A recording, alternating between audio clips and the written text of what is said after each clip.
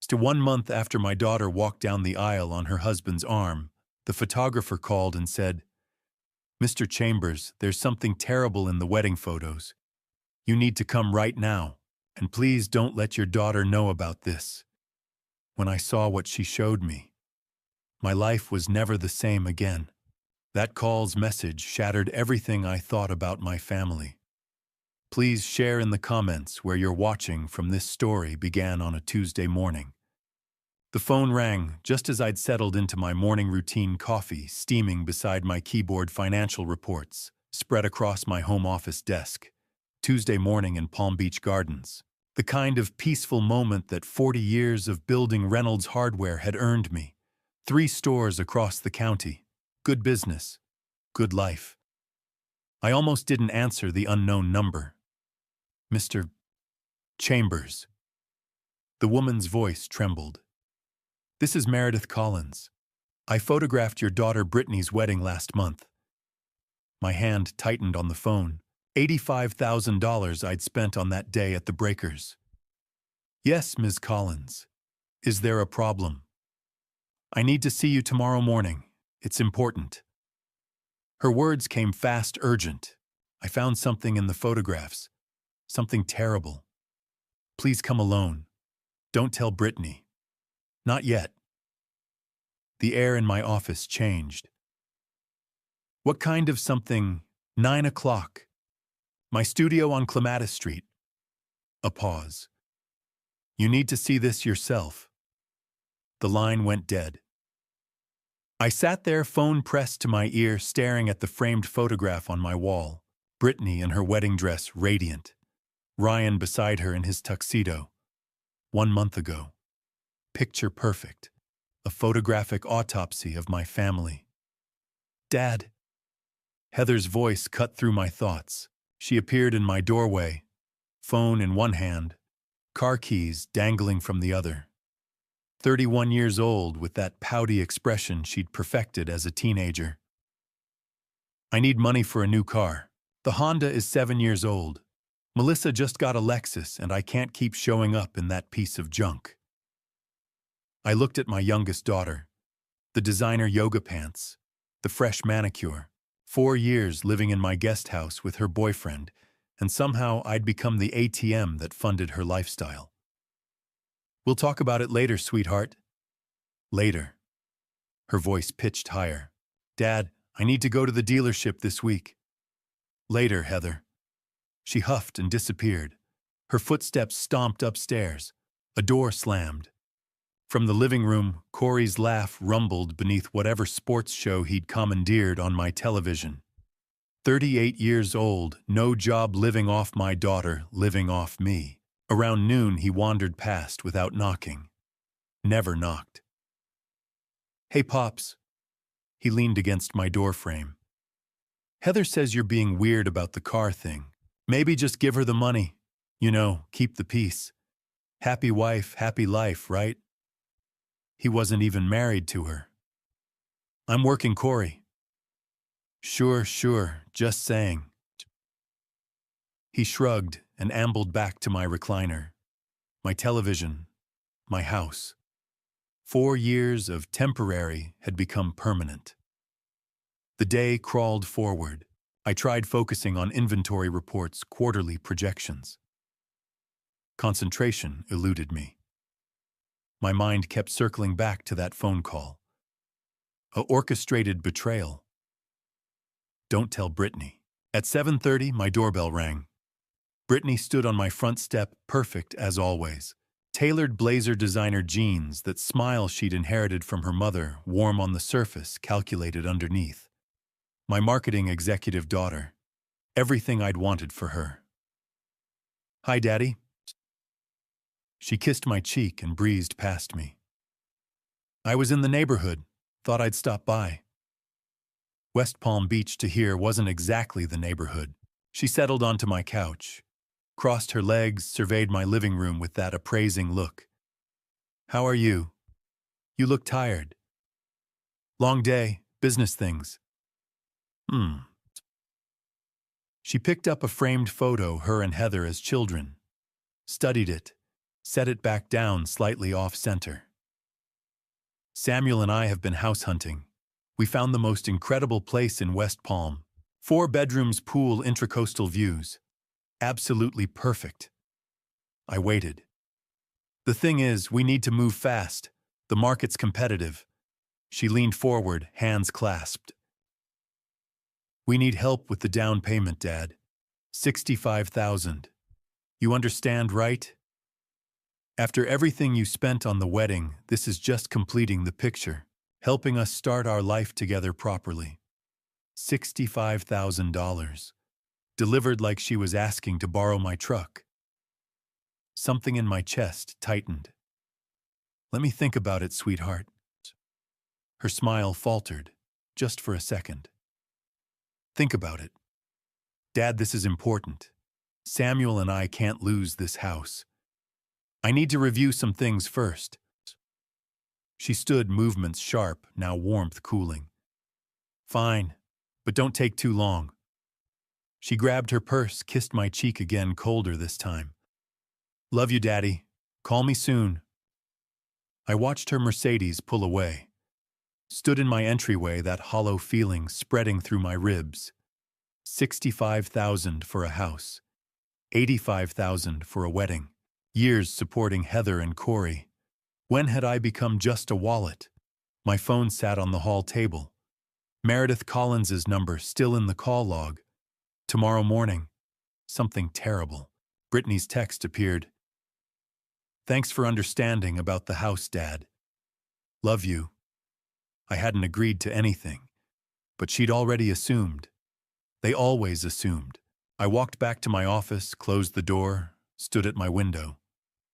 The Florida evening stretched out before me, my pool, my lawn, my property, my house. But somehow I'd stopped being the one living it. Tomorrow morning I'd find out what Meredith meant by terrible. I just didn't know those photographs would be the first domino in a chain that would cost me my daughters and save my life. The photos weren't just evidence of an affair, they were evidence that my daughter's wedding had been a performance, and I'd been the only person who didn't know. I pulled into the metered lot on Clematis Street at 8:52 a.m., 8 minutes early. The morning heat was already building, that thick Florida humidity that turned shirt collars damp before you'd walked half a block. Downtown West Palm Beach was waking up, coffee shops opening their doors, business types in linen suits, heading toward the courthouses and law offices that lined the waterfront. I'd been here 100 times for Chamber of Commerce meetings, for supply runs to the commercial district. Today felt different. Meredith's studio occupied the second floor of a renovated 1920s building, sandwiched between an art gallery and a Thai restaurant. The stairs creaked under my weight. I knocked twice on the frosted glass door that read, Collins Photography, by appointment only. Meredith opened it before I could knock a third time. Mr. Chambers. She looked like she hadn't slept. The woman who'd glided through Brittany's wedding with 3 cameras and an assistant now wore yoga pants and an oversized Florida State sweatshirt. Her hair was pulled back in a hasty ponytail. Thank you for coming. I've been sick over this since yesterday. The studio was exactly what you'd expect. White walls lined with portrait packages, a desk buried under sample albums, lighting equipment in the corners. She'd set up a laptop on a small round table near the window. 2 chairs. No coffee, no pleasantries. I need you to see these before we talk, she said, gesturing to the chair. Because once you see them, you're going to have questions, and I want to be able to answer them with facts. I sat. She clicked through to a folder labeled Reynolds Crawford Wedding July 12, Disc C02, and opened the first image. Ryan Crawford. My son-in-law, investment banker, tennis club member, the man who'd stood at the altar of the Breakers 29 days ago and promised to love my daughter for better or worse. Except in this photo he was kissing a woman with red hair. Not Brittany. A stranger. And she was wearing a wedding ring. Keep going, Meredith said quietly, her voice tight. There are 17 more.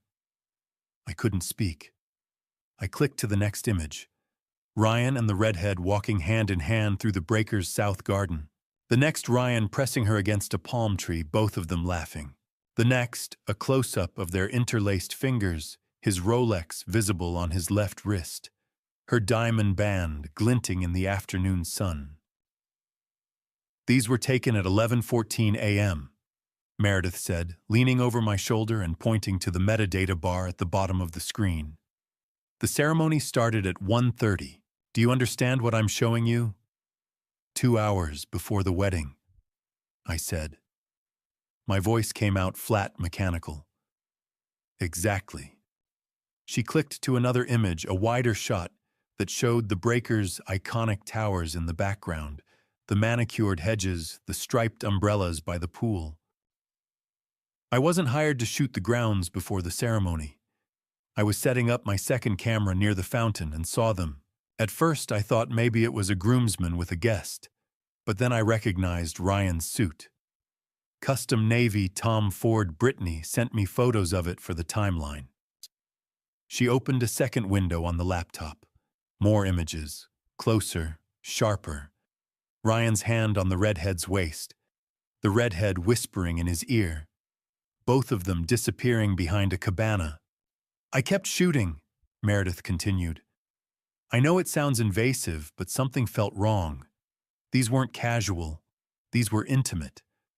So I switched to my telephoto lens and documented everything. 17 images over 9 minutes. And the metadata. Embedded GPS coordinates timestamps down to the second camera setting's lens information. These were shot on a Nikon Z9 professional grade. If this ever goes to court, any forensic expert can verify these are authentic and unaltered. I stared at the screen, Ryan kissing the redhead's forehead, Ryan adjusting her necklace, Ryan checking his watch, then pulling her close for one last embrace before jogging back toward the main hotel entrance. Why didn't you say something at the wedding? I asked. Meredith sat down across from me, her hands folded tightly on the table. Because I didn't know what I was looking at. I thought maybe it was his sister, or a cousin, or someone he was comforting because of bad news. Photographers see a lot of things at weddings, Mr. Chambers. Most of it isn't our business. But you're making it your business now. Because I processed the images yesterday, she said. Her voice cracked slightly. I spent 6 hours going through 1,500 photos from that wedding. And when I got to these 17, I zoomed in on the woman's hand. That ring isn't costume jewelry. It's a wedding set. Platinum, maybe 2 carats. And Ryan's not wearing a ring in these photos, but he was wearing one during the ceremony, which means he put it on after I finished. Exactly. I leaned back in the chair, the ceiling fan wobbling slightly overhead. The Thai restaurant downstairs was starting to cook. The smell of garlic and fish sauce drifted up through the floorboards. My stomach turned. I need copies, I said. Meredith slid a silver flash drive across the table. Everything's on here. The original files, the metadata reports, a PDF with timestamps and GPS coordinates. I also included 3 comparison shots. Ryan arriving at the hotel at 10:52, Ryan backstage with the groomsmen at 12:40, and Ryan at the altar at 1:33. You can see the progression, the confidence, the performance. I picked up the flash drive. It was warm from her hand. There's one more thing, Meredith said.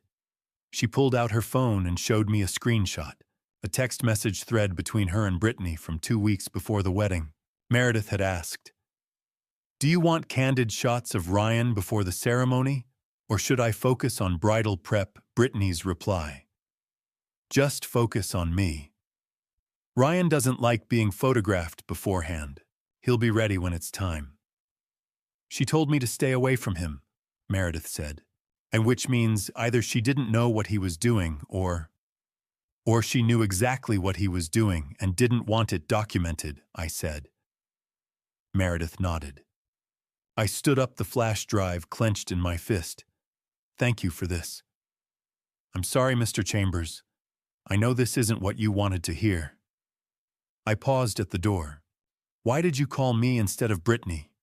Because you paid for that wedding, Meredith said simply. $85,000. You deserve to know what you bought. I drove home with the flash drive burning a hole in my pocket. The question formed before I'd even reached the highway. Why would Ryan cheat 2 hours before marrying my daughter unless the wedding itself was the real crime?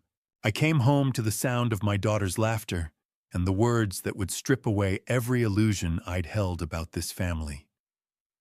The house was quiet when I pulled into the driveway.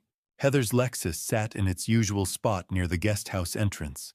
But Corey's truck was gone, probably at the gym or wherever it was. He spent his afternoons when he wasn't asking me for money. I sat in my car for a moment, engine ticking as it cooled, the flash drive still in my pocket. The photos played on a loop in my mind.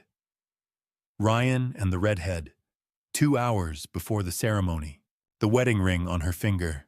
I needed a drink. I needed to think. I let myself in through the side door, the one that led directly to my office. The house smelled like Heather's vanilla candles. She burned them, constantly said they were calming. I dropped my keys on the desk and was reaching for the bourbon in the bottom drawer when I heard her voice upstairs. Loud, animated, laughing. She must have had her phone on speaker. I should have walked away. Poured the drink, closed the door. Let her have her privacy. But something in her tone stopped me. Not the laughter that was normal enough. It was the edge underneath it, the sharpness, the kind of voice you use when you think no one's listening. I stood in the hallway, one hand on the office doorframe. He's been acting weird since yesterday, Heather said. A pause. No, not suspicious weird. More like, I don't know. Distracted. He barely said 2 words at breakfast this morning. Another pause. Brittany's voice came through the speaker, faint but unmistakable. I couldn't make out the words, but I recognized the cadence. Clipped, controlled. The voice she used in business meetings. 2 months, Heather said, and the laughter was gone now. That's what Ryan said, right? You file in 2 months, clean break, and then we split the gifts. My hand tightened on the door frame. Half the cash gifts are legally yours. That's $58,000. Ryan already agreed to the 60-40 split, so you get 35 and he keeps 23. That specific price tag on my heart, Britt. Seriously. I felt the floor tilt slightly beneath me. Just keep Dad distracted, Heather continued. He's still thinking about that down payment thing.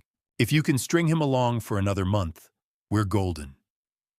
By the time he realizes what's happening, the divorce will be filed and the money'll be long gone. Brittany said something else longer this time. Heather laughed again, but it was different now. Conspiratorial. Pleased. I know, right? Ryan played his part perfectly. Even I almost believed him during the vows. She paused. Dad definitely believed him. You should have seen his face during the father-daughter dance. He looked so, I don't know, proud, like he'd actually accomplished something by paying for the whole thing. Another pause. $85,000 for a one-day performance, Heather said. Not bad, and now you get 58 back in cash, plus whatever you can squeeze out of Dad for the house. Honestly, Britt, this might be your best work. I took a step backward. My shoe scraped against the hardwood. Heather's voice stopped mid-sentence. I didn't wait to hear if she'd noticed. I moved quietly back down the hallway into my office and shut the door with the softest click I could manage. My heart hammered against my ribs. My hands were shaking. I sat down at my desk and stared at the flash drive. $58,000. 60-40 split. Easiest money you've ever made. Not a wedding. A con, and both of my daughters were in on it. I opened the desk drawer where I kept my business files and pulled out a yellow legal pad. My hand was still trembling, but I forced myself to write. Dates, numbers, quotes. Everything I could remember from the last 5 minutes. 2 months, then file for divorce. Half the cash gifts are legally yours, 58,000. Ryan already agreed to the 60-40 split. Keep Dad distracted. 85,000 for a one-day performance. I stared at the words. They didn't make sense. Or rather, they made perfect sense, and that was worse. The wedding hadn't been about love. It had been about money. My money. 85,000 for the venue, the flowers, the band, the photographer who just handed me evidence of Ryan's affair. Another 65,000 Brittany wanted for a down payment. Another 40,000 Corey had pitched me last month for his investment opportunity. I'd been writing checks for 4 years. Rent-free housing, car repairs, credit card bills, just until we get on our feet, Dad. They were never getting on their feet. They were standing on mine.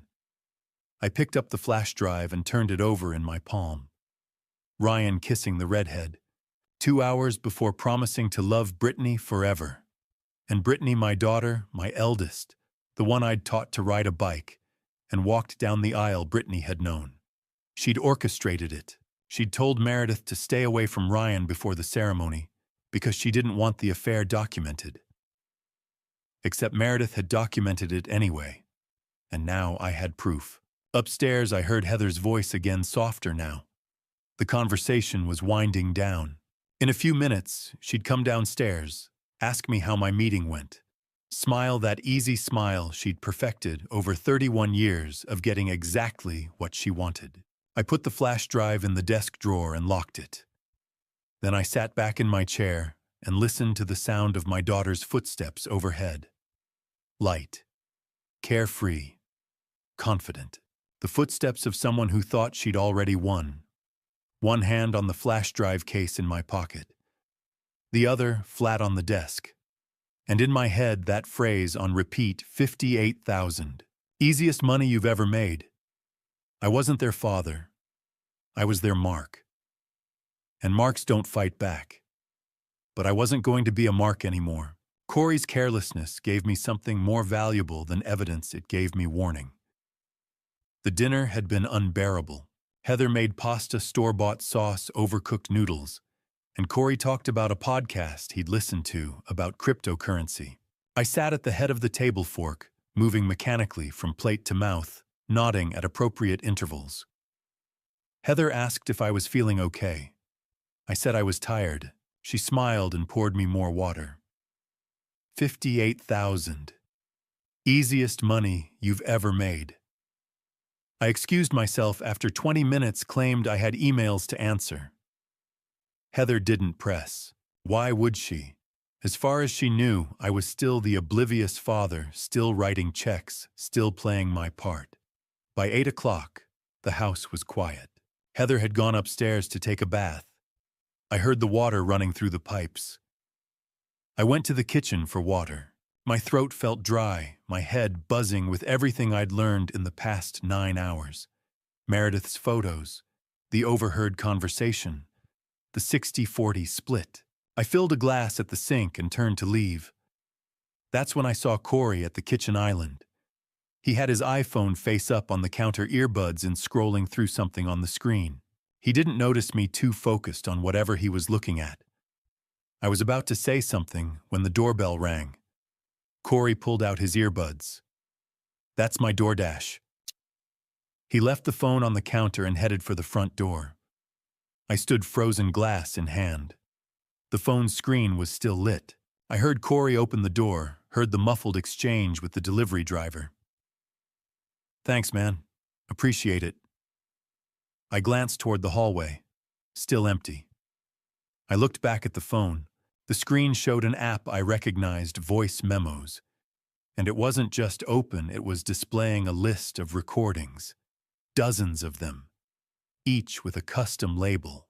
The most recent one, timestamped 6:47 p.m. today, was titled Brittany's Plan, 4732. I heard Corey's footsteps coming back from the front door, But he stopped in the living room, probably setting down his food, checking the order. My hand moved before I could think.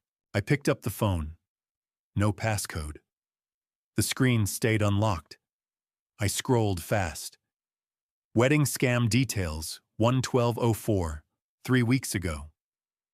Money split, 38/19, 2 weeks ago. Incompetency angle, 52/47, 6 days ago. Dr. Morrison follow-up, 29/13. Yesterday. My stomach dropped. Incompetency angle.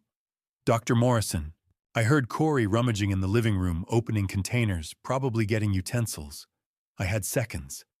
I tapped the most recent file. Brittany's plan, 4732. Pressed play, volume barely audible. Brittany's voice came through crisp and clear. And Morrison confirmed she can do the evaluation next week. She said it's standard procedure for concerned family members to request cognitive assessments for elderly parents. Corey's voice on the recording. What if he refuses? He won't. I'll frame it as a routine checkup. Dad, you've been forgetful lately. He'll go because he won't want to seem paranoid. And if Morrison finds him competent? Brittany laughed, cold, sharp-edged. She won't. I'm paying her $12,000 under the table to find cognitive decline. Once we have documentation, we file for conservatorship. I become his legal guardian. Full control of assets, medical decisions, everything. I stopped the recording. My vision blurred. Conservatorship. A paid-off doctor. They weren't just after my money. They were after my freedom. I heard Corey's footsteps coming closer back toward the kitchen. I opened my own phone, hands shaking, and activated AirDrop. Corey's phone appeared immediately. I selected every recording, 23 files, over 18 hours of audio. AirDrop accepting. Corey's footsteps in the hallway now. The progress bar crawled. 50%, 60. Dad. I nearly dropped both phones. Corey stood in the kitchen doorway holding a plastic bag from some burger place. He looked at me, then at his phone in my hand. My mind went blank. Then instinct kicked in. Your phone was ringing, I said, holding it out to him. My voice was steady. Vibrated off the counter.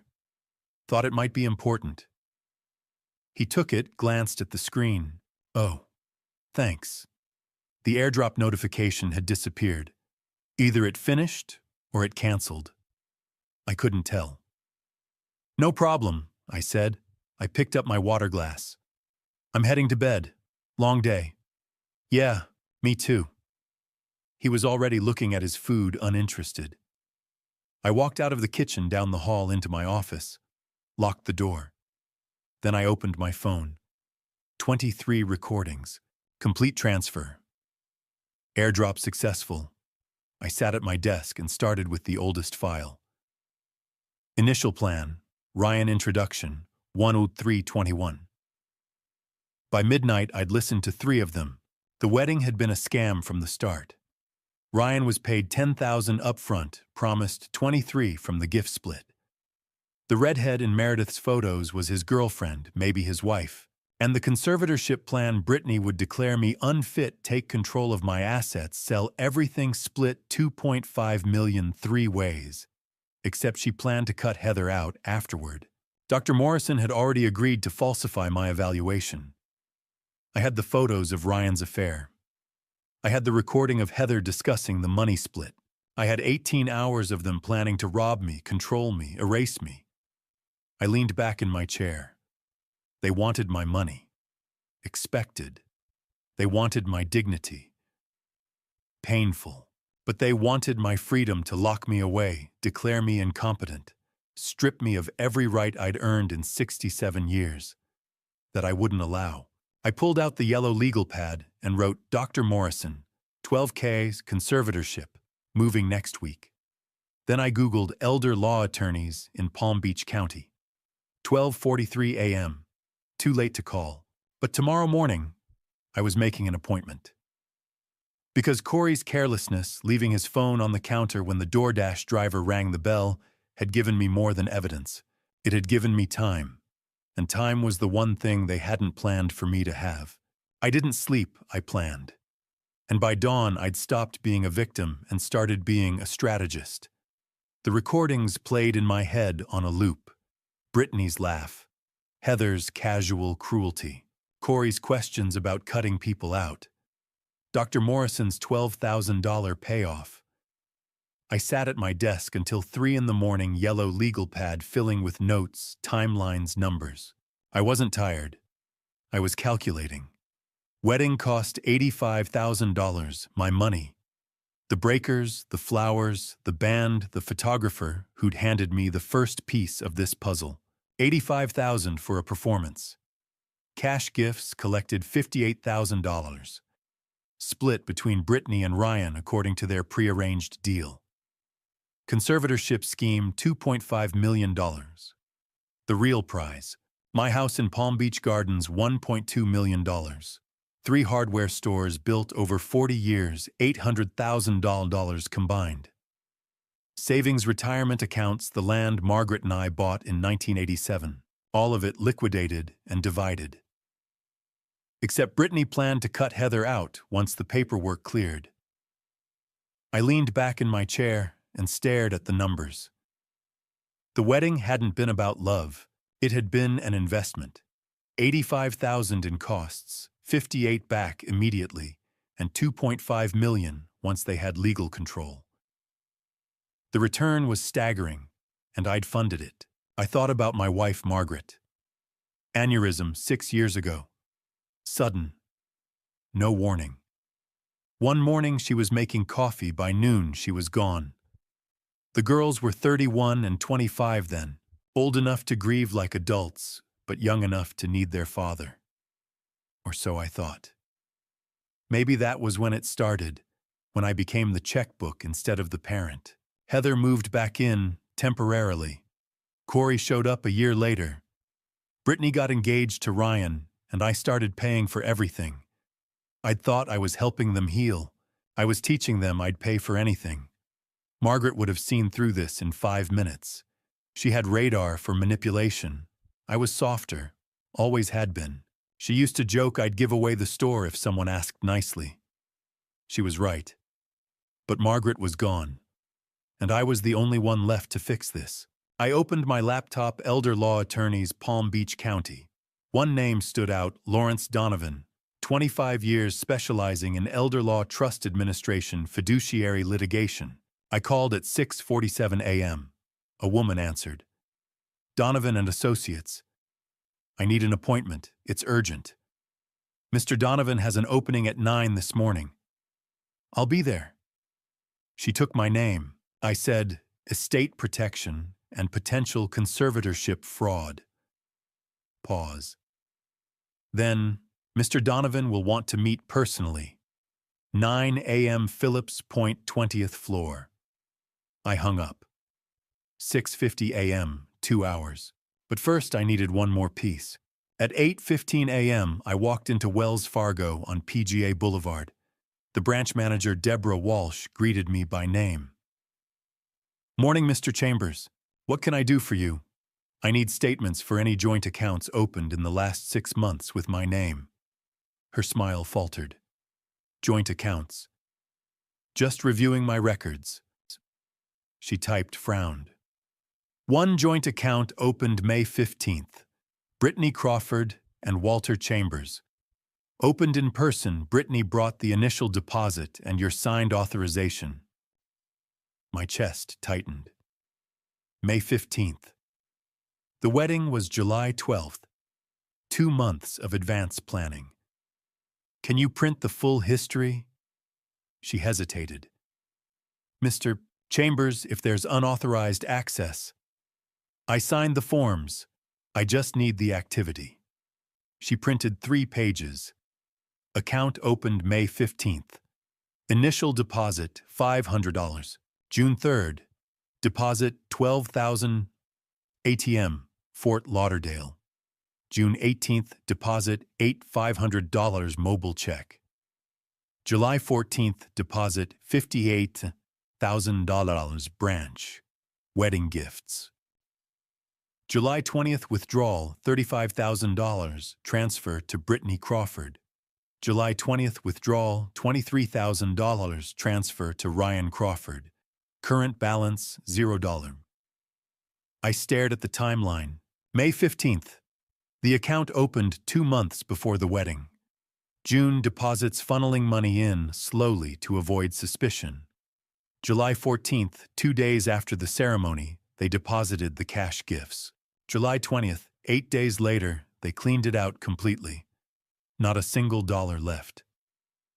Deborah watched me carefully. Is everything okay? I folded the statements into my jacket. Yeah, everything's fine. Thank you. I walked out at 8:42 a.m. They hadn't just planned the wedding scam.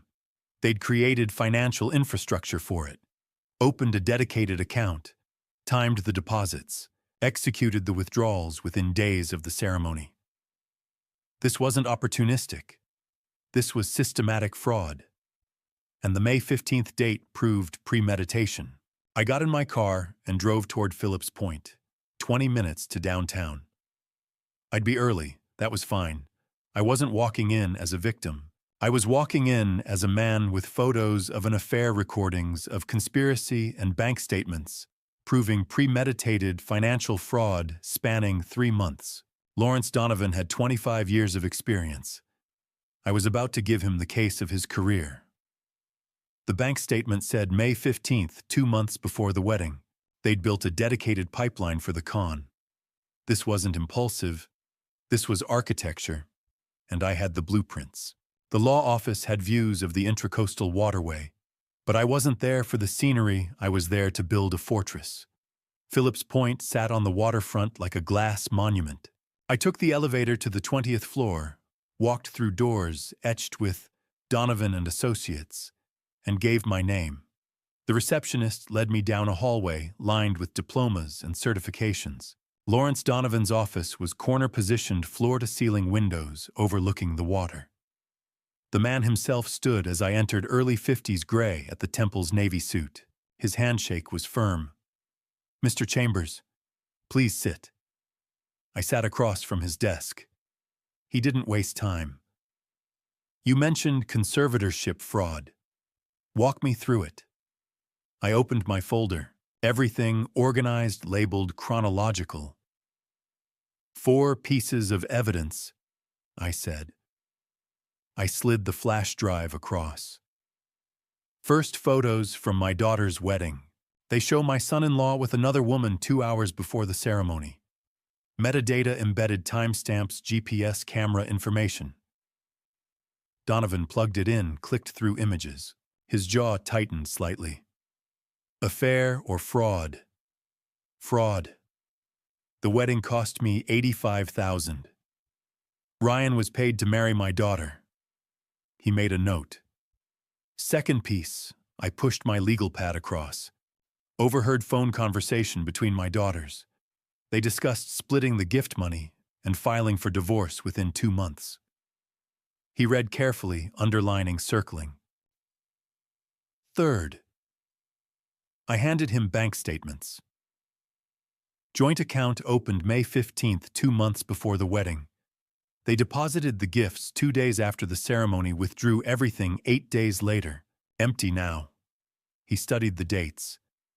Premeditation. They built infrastructure for this. Fourth piece. I pulled out my phone, opened the recordings. Voice memos, 18 hours of audio. Wedding fraud money split, and plans to have me declared incompetent. Donovan's pen stopped. Incompetent. I played 30 seconds. Brittany's voice filled the office. Morrison confirmed the evaluation next week. I'm paying her $12,000 to find cognitive decline. Once we have documentation, we file for conservatorship, full control of everything. I stopped playback. Silence except for the AC hum and distant traffic 20 floors below. Donovan set down his pen, walked to the window. He stared at the water. Mr. Chambers, this is elder exploitation combined with guardianship fraud. If they succeed, they control your assets, medical care, living situation, everything. You become a legal non-person. I know. And any trust you create after that declaration can be challenged. They'll argue you lacked capacity. If they move first, you lose. How much time? A week, maybe less. If Morrison's scheduling evaluations, they're moving fast. What do I do? He returned to his desk, pulled out a portfolio, started writing. 4-phase strategy. We execute everything within 7 days. Phase 1, legitimate cognitive evaluation. Dr. Patricia Stern, neuropsychologist I've worked with for 15 years. Full assessment today or tomorrow. We document your competency before Morrison documents the opposite. Phase 2, irrevocable trust. Transfer major assets, house business savings. Even if they get guardianship later, they can't touch trust assets. Phase 3, eviction proceedings. 30-day notice for Heather and Corey. Remove them from your property and financial dependency. Phase 4, criminal referral. Document everything for the state attorney if necessary. He slid the portfolio across. This is aggressive. It burns bridges. But if you don't act, you won't have bridges left. I stared at the 4 phases. My daughters. My home. Cost, trust creation, and legal fees $11,500.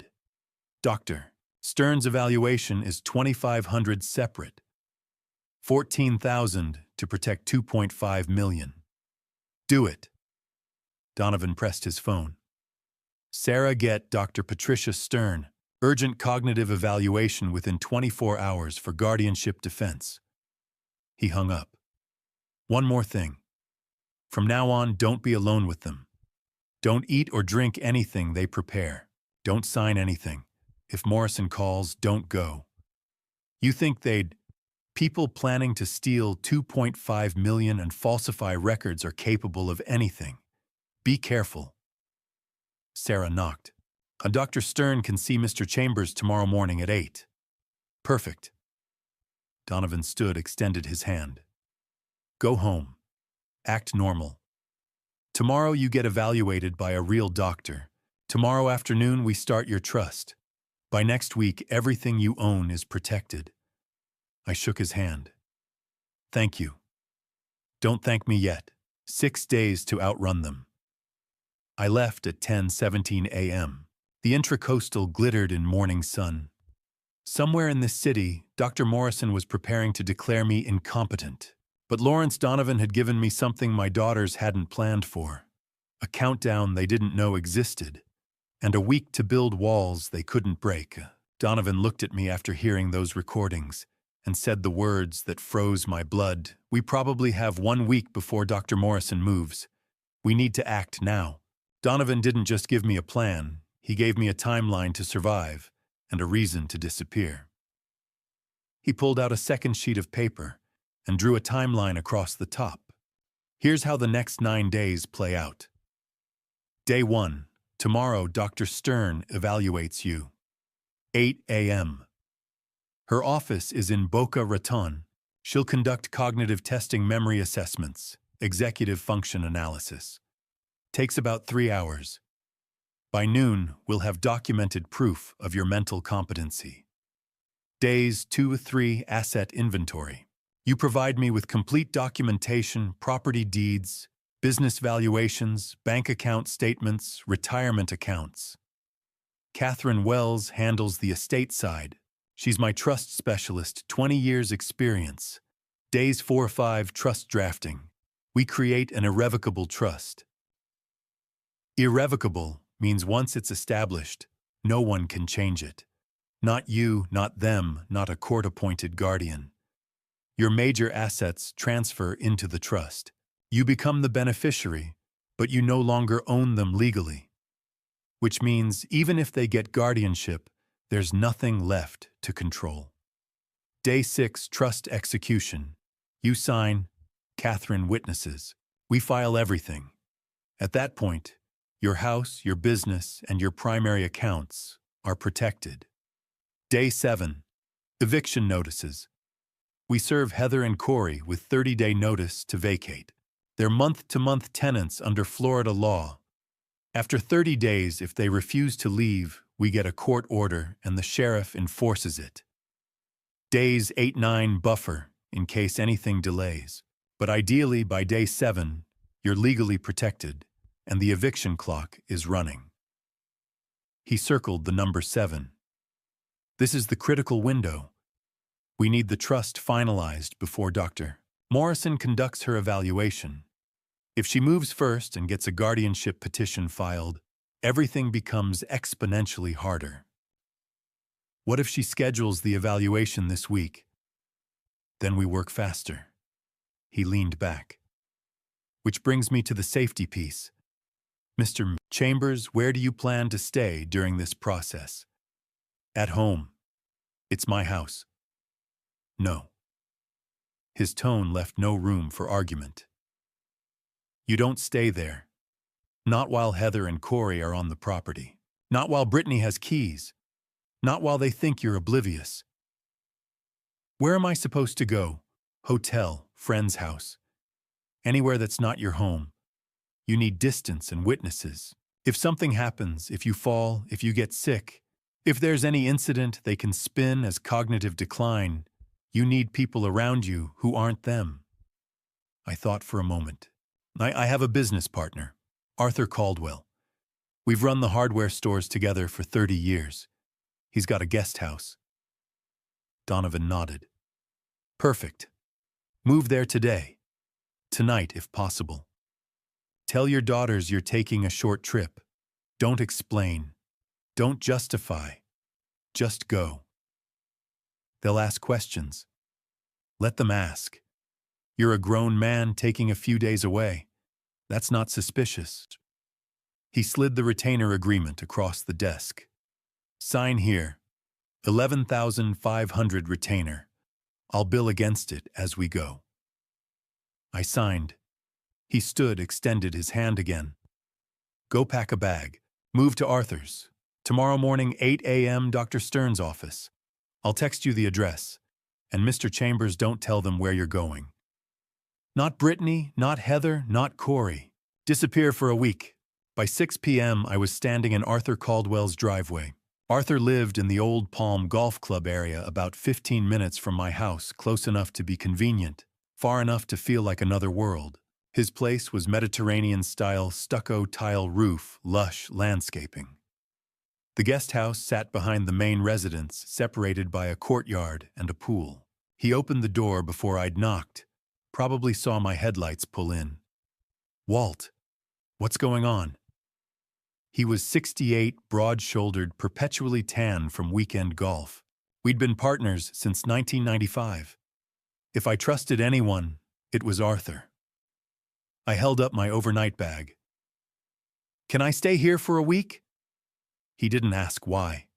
He stepped aside, gestured me in. Guest house is yours, but first you're having a drink. We sat on his back patio, bourbon in crystal glasses, the Florida evening thick and warm around us. The pool lights glowed blue in the dusk. Tell me everything, Arthur said. So I did. The photos, the recordings, the bank statements, the conservatorship plot. Dr. Morrison and her $12,000 bribe, Donovan's 4-phase plan, the irrevocable trust, the eviction. Arthur didn't interrupt. He listened, sipping bourbon, his jaw tightening with every new detail. When I finished, he set down his glass and looked at me. Those aren't your daughters anymore, Walt. I don't know what they are, but they're not family. They're all I have left. No. He leaned forward. You have me. You have your business. You have your dignity. Don't confuse blood with loyalty. Blood just means they know where to cut you. I stared at my glass. You did the right thing coming here, Arthur continued. You stay as long as you need. A week, a month doesn't matter. And if you need anything, witnesses, character references, someone to stand next to you when this gets ugly, I'm there. Why I'll her? Because that's what friends do. Real friends. I nodded slowly. Real family. Exactly. We sat in silence for a while, the night settling around us. Somewhere across town, Heather and Corey were probably wondering where I'd gone. Brittany would call soon, asking questions. Let them wonder. Arthur refilled our glasses. Tomorrow morning you see that doctor. Tomorrow afternoon you start the trust. And by next week you'll have walls built so high they'll never climb them. And then you take your life back. At 9 p.m., sitting in Arthur's guest house, comfortable bed, small kitchen, complete privacy, I sent a text to Brittany. Away for a bit. We'll be in touch. 3 dots appeared immediately. Then, away, where is everything okay? I turned off my phone. I didn't mention I was 20 minutes away building a legal fortress she'd never breach. I didn't mention Donovan or Dr. Stern or the irrevocable trust that would lock her out of everything she'd planned to steal. I didn't mention that by tomorrow morning the trust process would officially begin. I just disappeared. And for the first time in 6 years, I wasn't writing checks. I was drawing battle lines.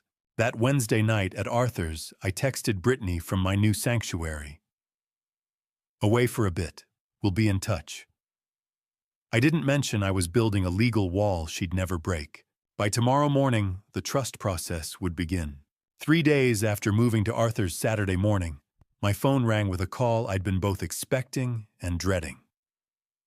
Unknown number, Palm Beach area code.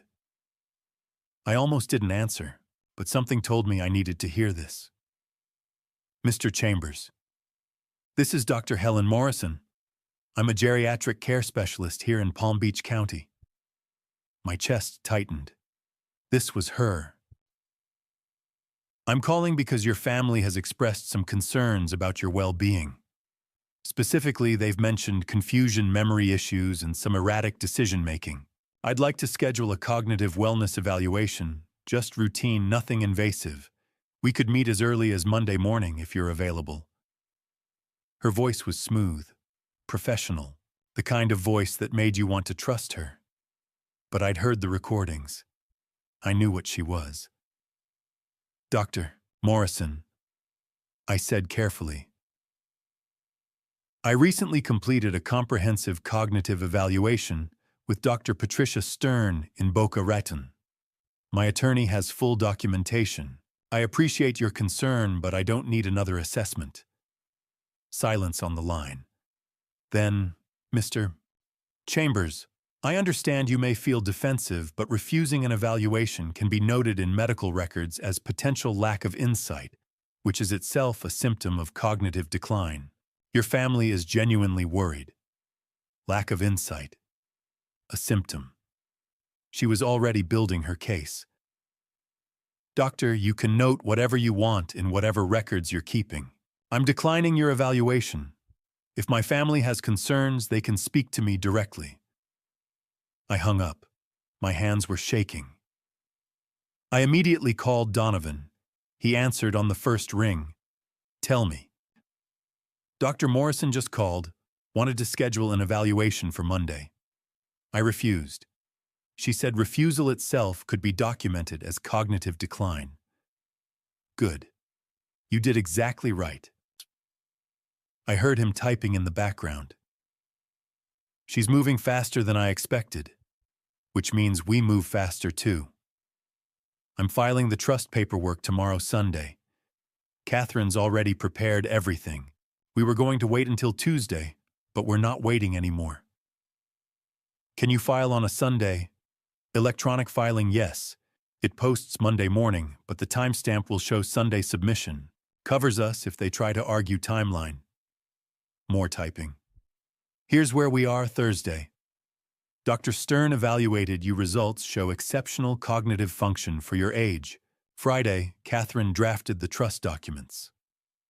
Today, Morrison made contact, and you refused.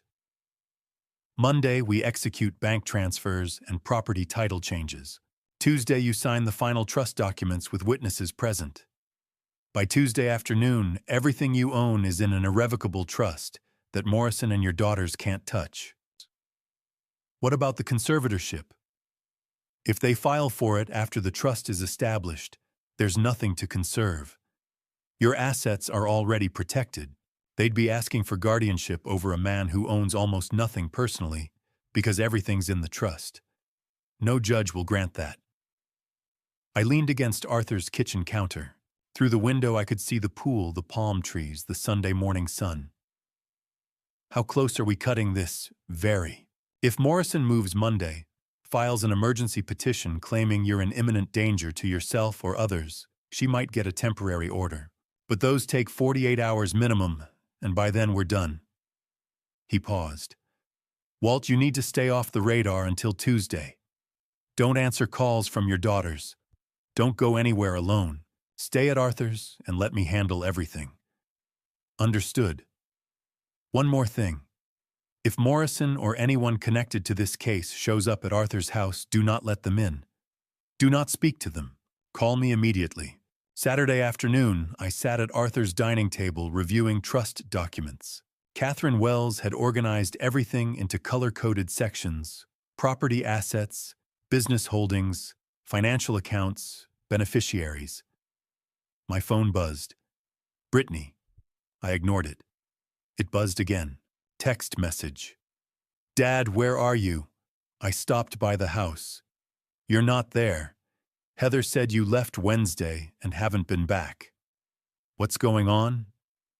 I didn't reply. 2 minutes later, another text. This isn't funny. Call me now. Arthur looked up from the bourbon he was pouring. That's fear you're hearing. She knows something's wrong. Good. Sunday morning, Donovan sent a confirmation email, trust documents filed electronically. Timestamp 9:47 a.m. Posting Monday morning. Sunday afternoon, Brittany called 3 times. I let it go to voicemail. The first message was angry. Dad, I don't know what you think you're doing, but you need to call me back. Family doesn't just disappear. The second was worried. Dad, seriously, are you okay? I'm starting to get really concerned. If you don't call me by tonight, I'm filing a missing person report. The third was cold. I know you're not missing. I know you're avoiding me. Whatever game you're playing, it stops now. Call me. I deleted all 3. Monday morning, I met Donovan at his office. Catherine Wells was there, laptop open, documents spread across the conference table. Bank transfers first, she said. She handed me a stack of forms. Sign here, here, and here. These move your primary accounts into the trust structure. You remain the beneficiary, but legal ownership transfers to the trust entity. I signed. Property deed transfer. Your house in Palm Beach Gardens. Sign here and initial here. I signed. Business holdings, the 3 hardware stores. This transfers ownership to the trust while maintaining your operational control as trustee. I signed. By noon, everything was in motion. Bank transfers processing, deeds filed, business registrations updated. Catherine looked up from her laptop. Pending final signature tomorrow, you're about 70% protected. If they file for conservatorship today, you've still got exposure. But by tomorrow afternoon, you're untouchable. Donovan walked me to the elevator. One more day, Walt. Tuesday morning, 9 a.m., you come back here and we finalize everything. Bring Arthur as a witness. By 10 a.m., you'll be legally bulletproof. Tuesday morning never felt so far away. I spent Monday night at Arthur's reviewing the timeline in my head. Thursday, Dr. Stern cleared me. Friday, trust drafted. Saturday, Morrison called and failed. Sunday, documents filed. Monday, transfers executed. Tuesday, final signatures. By the time Brittany demanded to know where I was, the trust was half complete. By the time she understood what that meant, it would be too late. My phone buzzed one last time Monday night. Brittany, I know what you're doing, and it's not going to work. I turned off my phone and went to sleep, because by tomorrow afternoon it already had. By the time Brittany demanded to know where I was, the trust was half finished. By the time she understood what that meant, it was already too late. 5 days of paperwork, signatures, and strategy. By Tuesday afternoon, everything I'd built in 40 years had become untouchable. Monday morning, day 4, I met Donovan at Wells Fargo on PGA Boulevard. Deborah Walsh was waiting for us in her office, professional as always, but with a hint of curiosity in her eyes. She'd processed my statements less than a week ago. Now I was back with a lawyer. "We need to update all beneficiary designations," Donovan said, sliding documents across her desk.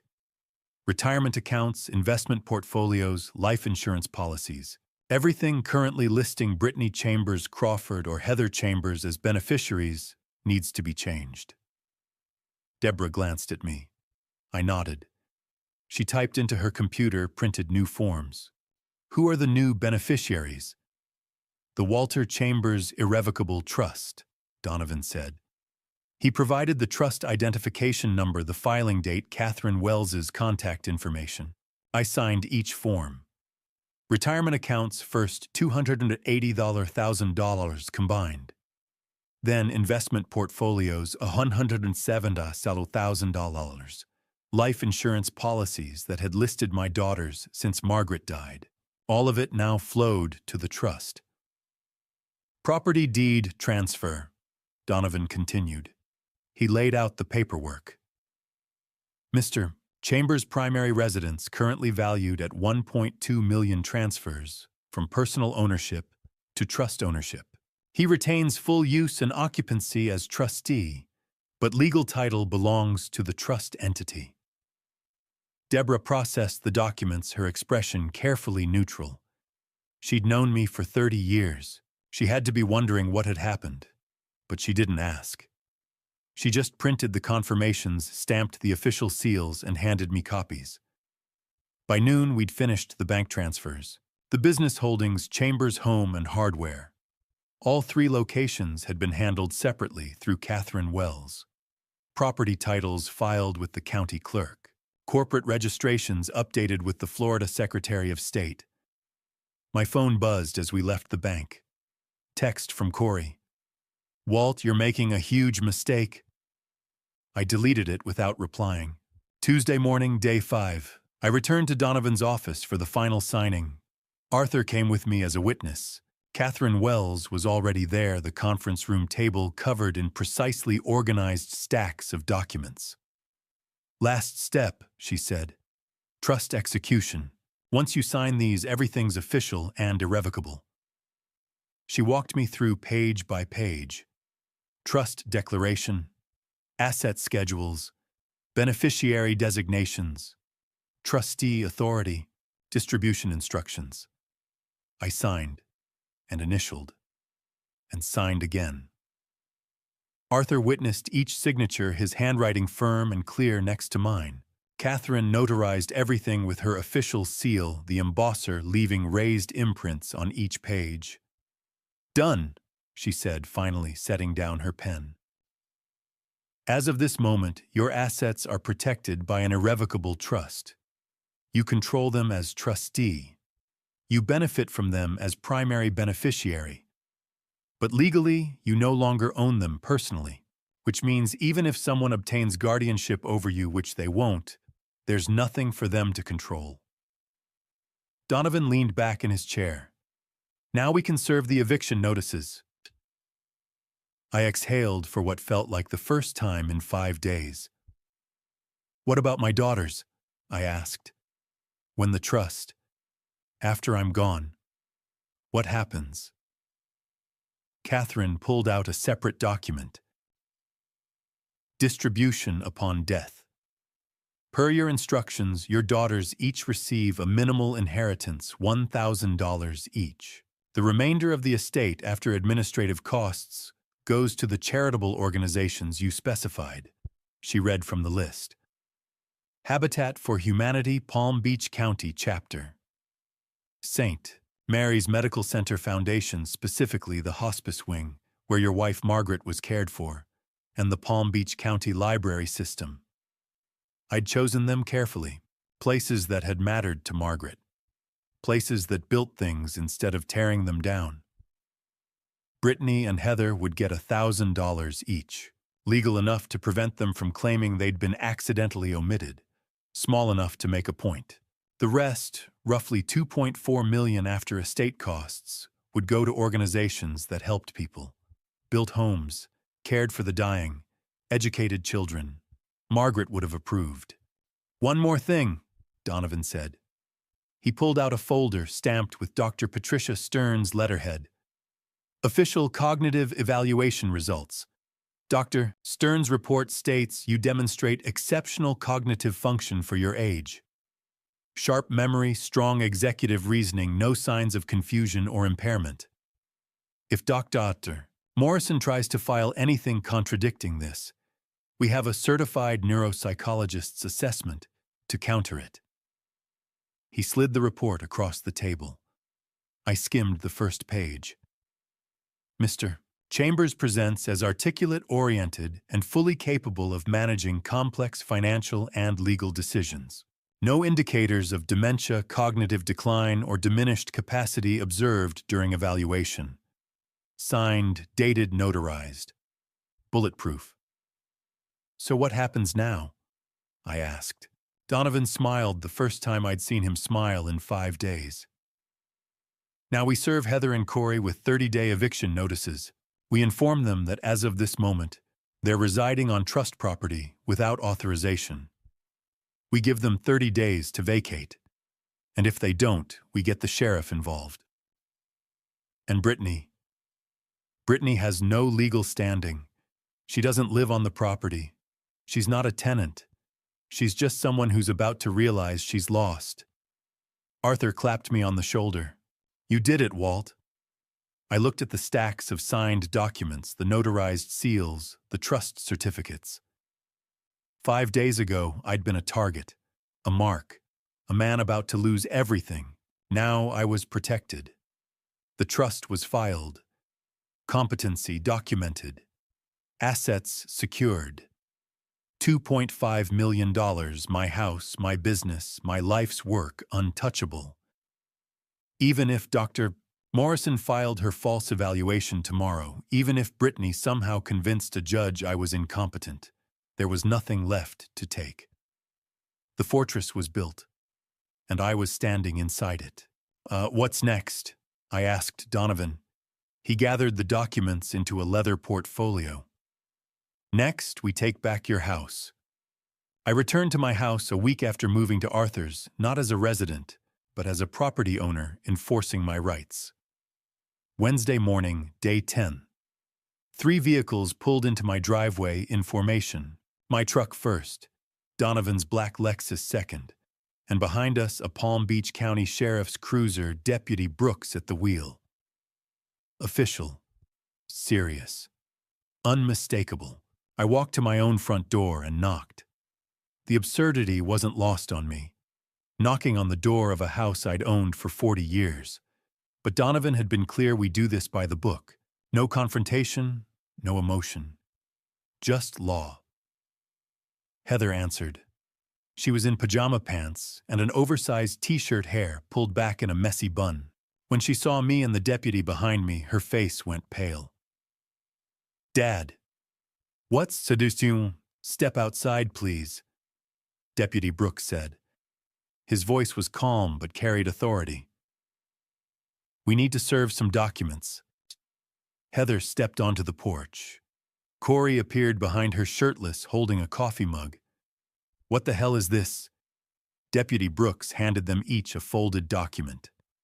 "Notice to vacate. You have 30 days from today's date to remove yourselves and your belongings from this property. If you fail to vacate, the property owner will pursue formal eviction proceedings through the court." Heather stared at the paper like it was written in a foreign language. "Evict us, Dad, you can't. This property is now held in trust," Donovan said, stepping forward. He didn't raise his voice. Didn't need to. "Mr. Chambers is the trustee. You are month-to-month occupants without a lease.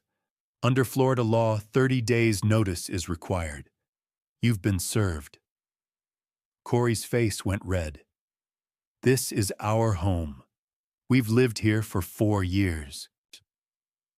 Rent-free, I said quietly. For 4 years. Now you have 30 days. Dad, please! Heather's voice cracked. Where are we supposed to go? You have 30 days to figure that out. Corey took a step forward. Deputy Brooks's hand moved to his belt resting near his service weapon. Not threatening, just visible. Sir, step back. Corey froze. Donovan pulled out a second document. This is a cease and harassment order. Any attempt to contact Mr. Chambers directly via phone, text, email, or in person will be considered harassment and may result in criminal charges. All communication goes through my office. He handed it to Corey, who didn't take it. Donovan set it on the porch railing. I looked at Heather, really looked at her. My daughter, 31 years old. I'd changed her diapers, taught her to ride a bike, paid for her college, her car, her life, and she'd recorded conversations about stealing everything I owned. You have 30 days, I repeated. Then I played my final card. And Heather family doesn't conspire to have each other declared incompetent. Her face went white, completely bloodless. She knew. She knew I knew. I turned and walked back to my truck. Donovan and Deputy Brooks followed. We left them standing on the porch, eviction notices in hand, the 30-day clock officially running. As I pulled out of the driveway, I saw Heather drop to the porch steps, head in her hands. Corey was on his phone, already calling someone. Probably Brittany. Let them call. Friday morning, day 12. My phone rang while I was having breakfast at Arthur's. Unknown number but local area code. I answered. Mr. Chambers, this is Heather. Her voice was tight, strained. There's someone here who wants to talk to you. A Dr. Morrison. She says it's important. Put her on speaker. A pause. Then Dr. Morrison's smooth, professional voice. Mr. Chambers, I'm at your residence. I'd really like to conduct the evaluation we discussed. Your daughter is very concerned about your recent behavior, disappearing, hiring lawyers, evicting family members. These are all concerning signs. I set down my coffee. Arthur looked up from his newspaper, raised an eyebrow. Dr. Morrison, I said calmly, I have a comprehensive cognitive evaluation from Dr. Patricia Stern, a board-certified neuropsychologist with over 20 years of experience. Her report documents exceptional cognitive function. My attorney has copies. Mr. Chambers, a second opinion is always. I also have recordings. I continued, of conversations detailing your agreement to falsify a cognitive evaluation in exchange for $12,000. Those recordings are currently in the possession of my attorney, Lawrence Donovan. If you'd like, I can have him forward them to the Florida Medical Board. Silence. Complete silence. Now, I said, I suggest you leave my property immediately. The line went dead. 30 seconds later, my phone rang again. Brittany, I answered. What did you do? She was screaming, actually screaming. You recorded us. You have lawyers. You're evicting Heather. The plan failed, Brittany. The trust is filed. The eviction is served. It's over. It's not over. I'll fight this. You'll what? Contest an irrevocable trust that's already been executed and notarized. Challenge a cognitive evaluation conducted by a certified neuropsychologist. Claim you have rights to a property you don't own and never did. You're my father, and you tried to have me declared incompetent so you could steal everything I've built. I have 18 hours of recordings, Brittany. Every conversation, every plan, every lie. Her breathing was ragged on the other end. The trust is protected. The eviction stands. And Dr. Morrison just ran out of my house because I told her I have proof of her fraud. I kept my voice steady. You have no move left. It's checkmate. I'm your daughter. You stopped being my daughter when you opened that bank account on May 15th. 2 months before a wedding you knew was fake. I hung up. She called back immediately. I didn't answer. She called again and again. By that evening she'd called 11 times, texted 14, each message angrier than the last. You can't do this. I'll sue you. This is elder abuse. You're going to regret this. I blocked her number. Then I poured myself a bourbon, sat on Arthur's patio, and watched the sun set over the palm trees. The trust was filed. The eviction was served. Dr. Morrison had fled. And there was absolutely nothing they could do to stop what came next. 28 days until Heather and Corey had to leave. And a lifetime of freedom ahead. Brittany called 11 times that night. I didn't answer. Eviction served. And there was absolutely nothing she could do to stop what came next. They had 4 weeks to leave, and 4 weeks to try every manipulation tactic in their playbook. The first morning after the eviction notice, my phone buzzed at 6:23 a.m., unknown number. Dad, it's Heather. I'm in the ER at St. Mary's, chest pains. They think it might be my heart. Please come. I stared at the message for 30 seconds. Then I called St. Mary's emergency department directly. I'm looking for a patient, Heather Chambers. She texted me that she was admitted this morning. The nurse checked. Sir, we have no one by that name in our system. Are you sure she's here? Thank you. I hung up. Fake emergency. First play in the book. I forwarded the text to Donovan with a note document this. 2 days later, the threats started. Corey via text from a new number. You think you're safe? You think lawyers protect you? Old men fall downstairs all the time. I screenshot it, forwarded it to Deputy Brooks and Donovan. Brooks called me within the hour. Mr. Chambers, this constitutes criminal threatening. I'm documenting it. If he contacts you again, call me immediately. Corey didn't contact me again. The following days brought Brittany's turn. Emails, not texts. Professional. Reasonable. The kind of tone you use when you're trying to sound like the sane one. Dad, I know we've had disagreements, but we're still family. Can we meet for coffee? Just talk. No lawyers, no drama. I miss you. I deleted it. The next one was longer, sadder. I don't understand what I did to deserve this. You raised me to value family above everything. Now you're tearing it apart. Mom would be heartbroken. I deleted that one too. A FedEx envelope arrived at Arthur's house a few days into the first week. I opened it carefully, half expecting legal papers. Instead, it was a business proposal. Glossy folder, full-color printing, professional layout. Investment opportunity, craft brewery expansion. $70,000 initial capital required. Projected 40% ROI within 18 months. Corey's idea. The one he'd pitched me 3 months ago. The one I'd politely declined because it was a fantasy built on borrowed money. Now he was pitching it again, desperate, repackaged as a family business venture. I took a photo of the cover page, texted it to Brittany's old number. Declined. Into the second week, Mrs. Palmer from next door knocked on Arthur's door one afternoon. I answered, surprised to see her. Walter, dear, I just wanted to check on you. Heather stopped by yesterday and said you've been having some confusion memory problems. She was very worried. I smiled. Mrs. Palmer, I appreciate your concern, but I'm fine. Heather and I had a disagreement about living arrangements. She's upset. That's all. Mrs. Palmer looked relieved. Oh, thank goodness. She made it sound so serious. She said you'd been forgetting things, acting erratically.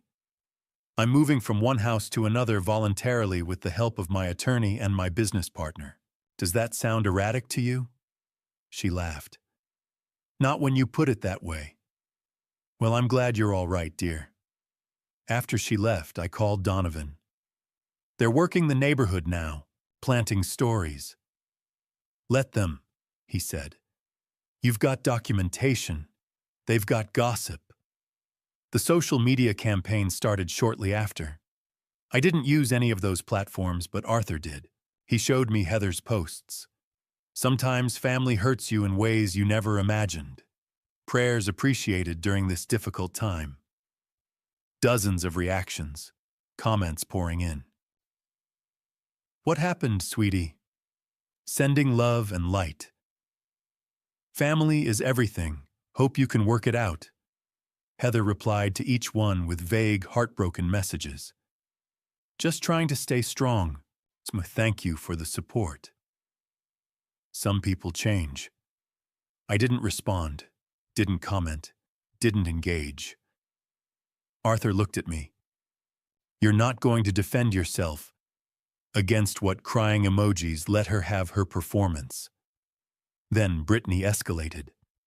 She sent emails to the managers of all 3 hardware stores, claiming I was experiencing cognitive decline and shouldn't be making business decisions.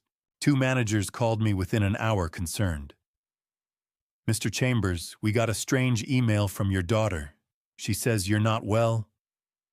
I'm fine, I said. My daughter and I are having a family dispute. It has nothing to do with the business. Disregard anything she sends. Understood, sir. Just wanted to check. The 3rd manager, Tom, was blunter. Boss is Brittany trying to take over the company. She's trying. She won't succeed. Business continues as usual. Donovan called after I told him about the emails. That's defamation. We could sue. Let it go, I said. She's panicking. Panic makes people stupid. The money offers started coming through texts from blocked numbers, emails from new accounts. I can give you $50 to drop the eviction. Just give us more time. Ignored. $30 cash. Today. Just 6 more months. Ignored. $15,000. Please, Dad. We have nowhere to go. That one, I answered. You've lived rent-free for 4 years. You have 18 days left. No response after that. That evening, I sat on Arthur's patio with a bourbon. The Florida heat had finally broken. The evening was warm but bearable. A breeze coming off the golf course. Arthur joined me, cigar in hand. They're getting desperate. Good. Heather called my office earlier, asked if I could talk some sense into you. I looked at him. What did you say? I said you were the most sensible man I'd ever met. Then I hung up. I smiled. Walt.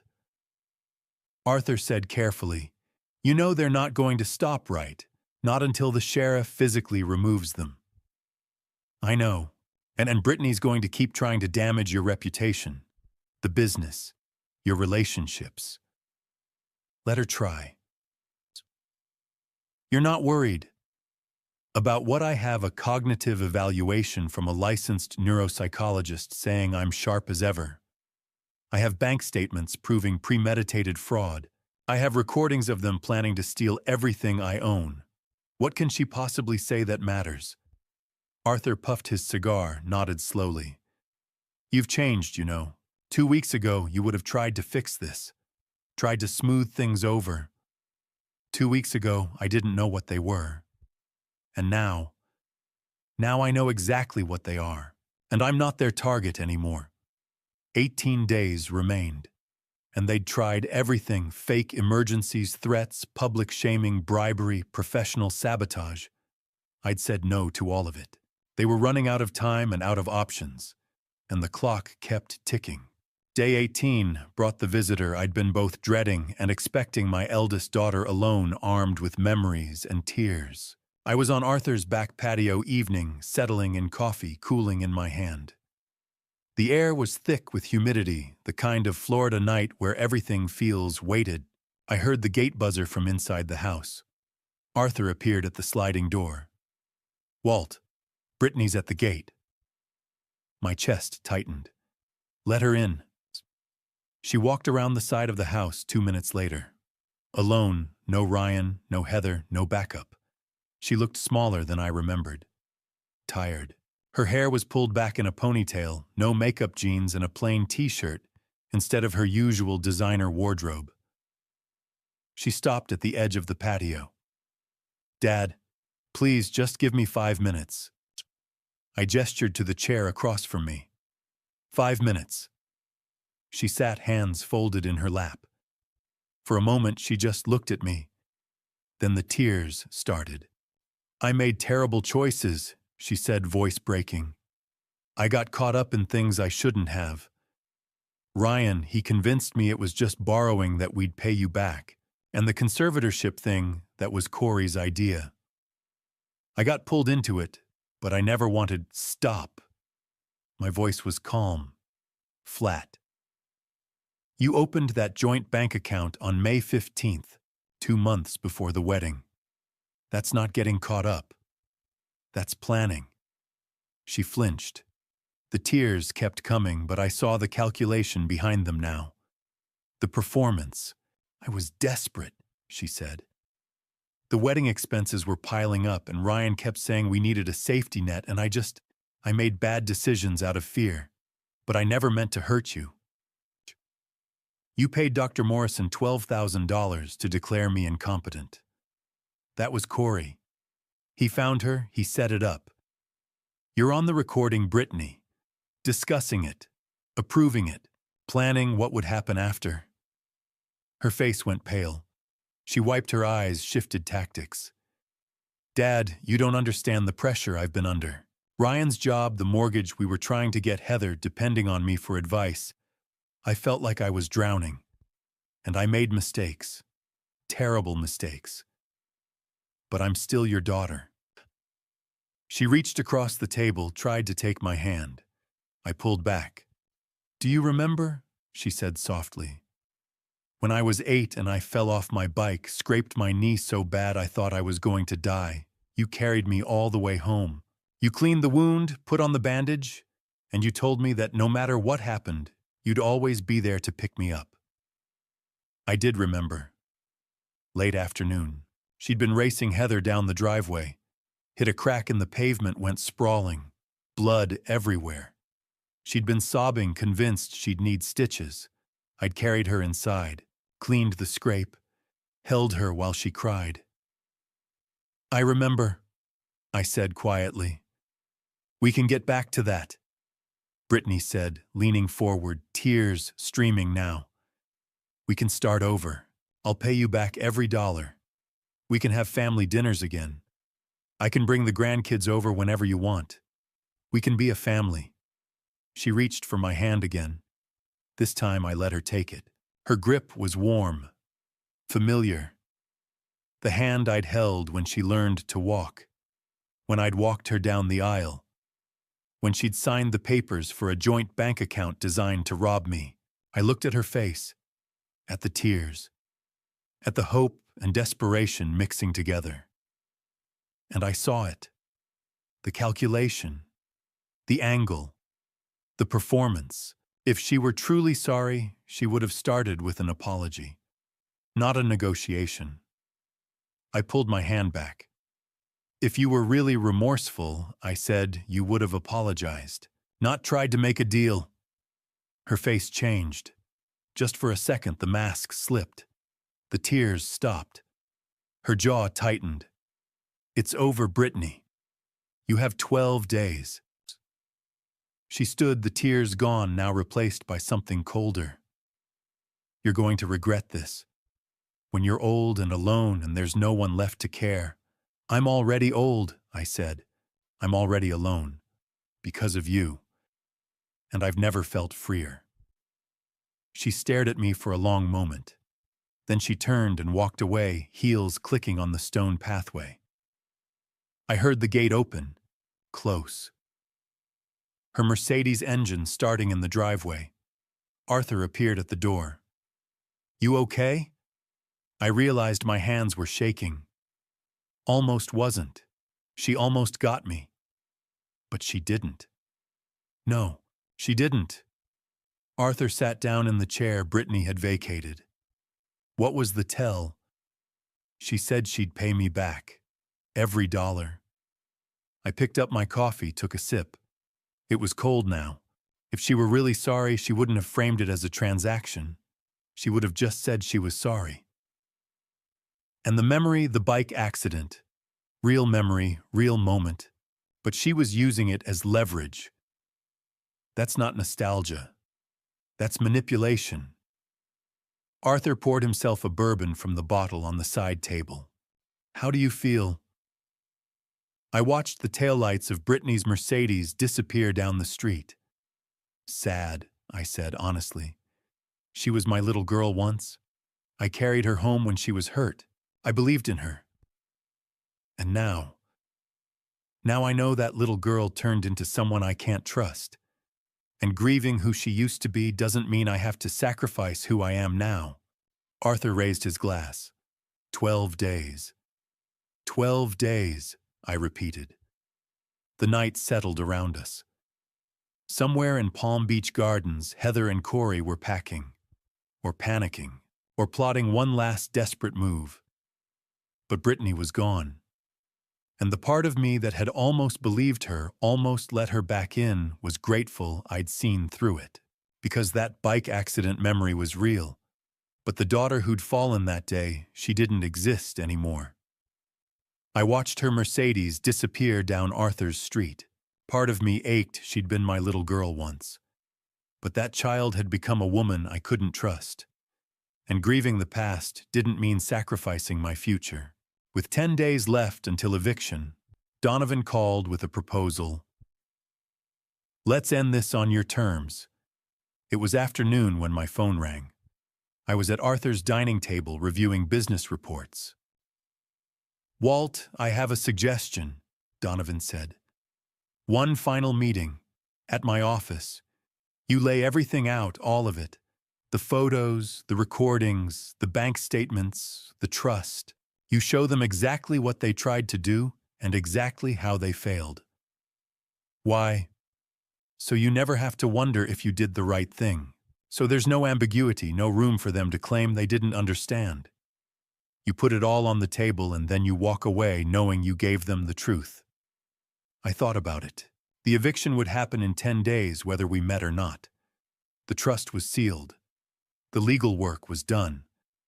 But Donovan was right. I needed to say it. Not for them, for me. When 5 days from now, gives them time to process, time to make arrangements, but not enough time to mount any kind of counterattack. Set it up. Over the next few days, I spent my time at Arthur's dining table organizing everything into a presentation binder. Clean, systematic, irrefutable. The first section held printed photos from Meredith's flash drive, Ryan and the red-haired woman, timestamps, visible metadata attached. 17 images each dated and GPS tagged to the breakers 2 hours before the ceremony. The second section contained bank statements, showing the joint account opened 2 months before the wedding. Deposit history through June. The wedding gift deposit. The withdrawals, $35,000 to Brittany, $23,000 to Ryan. Current balance, 0. The third section was my handwritten notes from the phone call I'd overheard between Heather and Brittany. Direct quotes. $58,000, easiest money you've ever made. Keep Dad distracted. $85,000 for a one-day performance. The fourth section held Corey's voice memos organized chronologically on an iPad. 23 files, 18 hours, each labeled and ready to play. Wedding scam details. Money split. Incompetency angle. Dr. Morrison follow-up. The fifth section showed the trust documents filed and sealed. Property transferred. Business secured. Dr. Stern's cognitive evaluation attached official letterhead notarized. Exceptional cognitive function for age. No signs of impairment. The final section documented the conservatorship plot. Dr. Morrison's call logs, text messages, the $12,000 payment reference from the recordings, my refusal, her attempted house visit, her departure when confronted. Arthur reviewed the binder when I'd finished. He turned each page slowly, his expression darkening with every section. "This is comprehensive," he said finally. "I want them to see all of it. Every lie, every calculation, every moment they thought I was too stupid or too trusting to notice. They're going to be devastated." Good. The morning of the meeting, Donovan sent the email at 9. To Brittany Crawford, Heather Chambers. Subject: family meeting. Mandatory attendance. Family meeting scheduled for today at 2 p.m. Donovan and Associates Conference Room, Phillips Point, 20th floor. Attendance is mandatory. Bring no one else. Mr. Chambers will be presenting information relevant to ongoing legal matters. Brittany replied within 5 minutes. "What is this about?" Donovan's response was brief. "Mr. Chambers will explain this afternoon." An hour later, my phone rang. Heather. I almost didn't answer. "Dad!" Her voice was tentative, hopeful. "Is this about... Are you dropping the eviction? 2 p.m., be there." "But..." I hung up. That night before the meeting, I couldn't sleep. I sat on Arthur's patio with the binder open, rehearsing what I'd say, how I'd start, how I'd present each piece. Arthur came out around midnight, bourbon in hand. "You're not going to sleep, are you?" "Can't." "Nervous?" "No. Just making sure I get it right." Arthur sat down. "Walt, you don't need to rehearse. You're not performing. You're telling the truth. Just open that binder and let the evidence speak. What if they try to justify it? Make excuses? Then you remind them that the trust is sealed and the eviction stands. Nothing they say tomorrow changes anything. This meeting isn't for negotiation. It's for closure." I nodded slowly. "And Walt..." Arthur set down his glass. "When you walk out of that room, you walk out free. No guilt. No second guessing. You gave them every chance. They chose this." The morning of the meeting, I woke at 6, showered, dressed in a suit I hadn't worn in months. Gray, conservative, professional. The kind of suit you wear to funerals and board meetings. Arthur made coffee. Neither of us said much. Around 1 in the afternoon, Donovan texted, "Conference room is ready. See you at 1:45. I picked up the binder. 43 pages of evidence.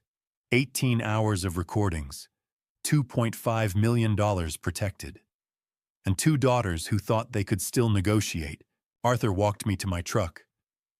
"You've got this." "I know. And when it's done, then it's done." I drove to Phillips Point, parked in the garage, took the elevator to the 20th floor. Donovan met me at the door. "They're not here yet. Conference room is set up, projector for the iPad, printed binders for each of them, water tissues." "Tissues?" "There will be tears," he said. "Real or performed, I can't say. But there will be tears." At 2 minutes before 2, the elevator opened. Brittany stepped out first, Heather behind her, both dressed carefully, Brittany in a business suit, Heather in a modest dress. They looked nervous, uncertain, hopeful. They thought this was a negotiation. They thought they still had leverage. At 2 p.m., they'll walk into that conference room, thinking they can still negotiate. They'll leave knowing they've lost everything that mattered. They walked into Lawrence Donovan's conference room at 2 p.m. thinking they could still talk their way out. I let them keep that illusion for exactly 90 seconds.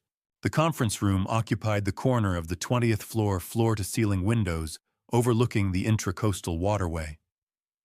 The table was polished mahogany seats for 8.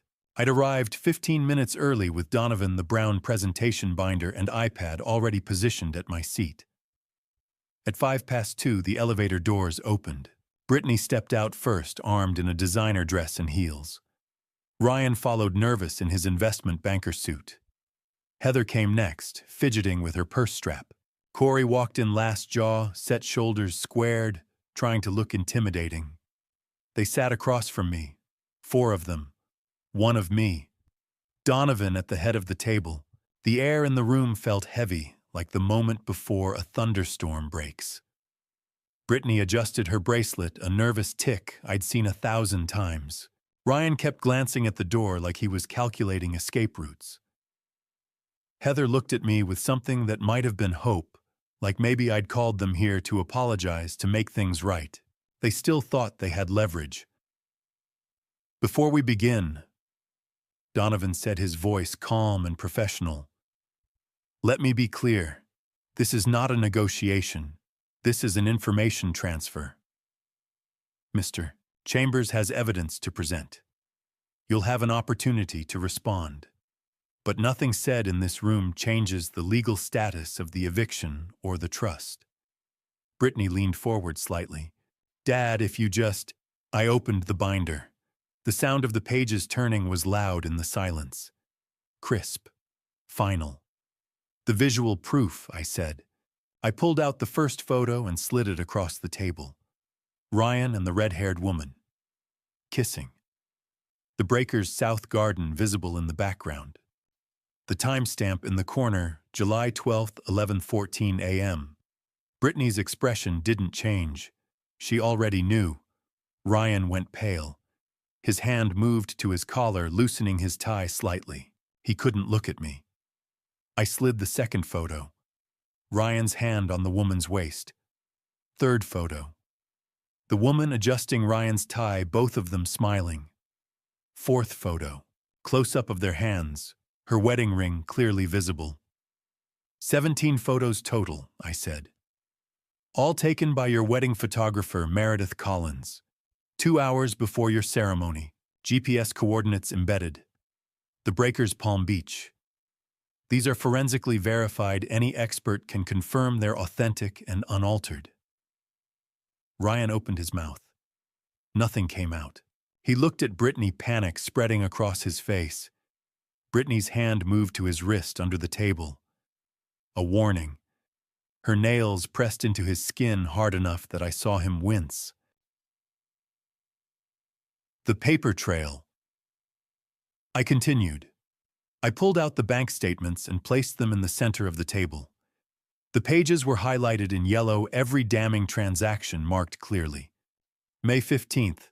Joint account opened between Brittany Chambers and Walter Chambers. 2 months before your wedding. Brittany's voice was steady. People open joint accounts when they're planning for a marriage you plan to end 2 months after it started. I turned the page, pointed to the deposit line dated July 14th. $58,000, wedding gifts, deposited 2 days after the ceremony. Next page, July 20th. $35,000 transferred to Brittany Crawford. $23,000 transferred to Ryan Crawford. Account balance 0.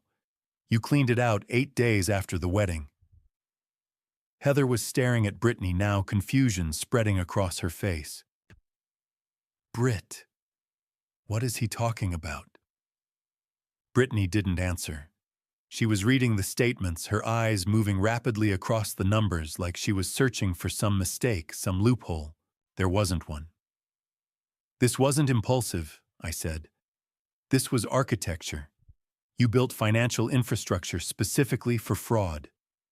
2 months of planning, coordinated deposits, timed withdrawals.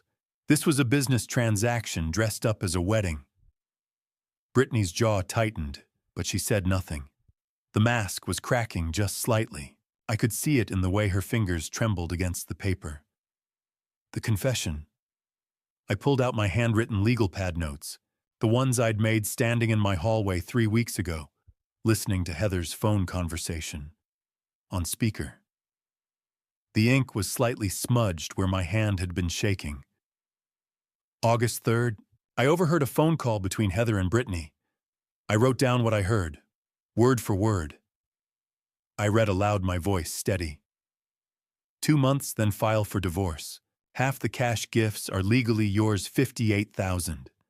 Ryan already agreed to the 60-40 split. Easiest money you've ever made. Heather's face lost all color. Her hand went to her mouth. I continued. Keep Dad distracted. By the time he realizes what's happening, the divorce will be filed and the money'll be gone. I looked up from the notes. Should I keep reading? There's more. About how Dad looked so proud during the father-daughter dance. About the 85,000 I spent on a one-day performance. Heather's hands were shaking.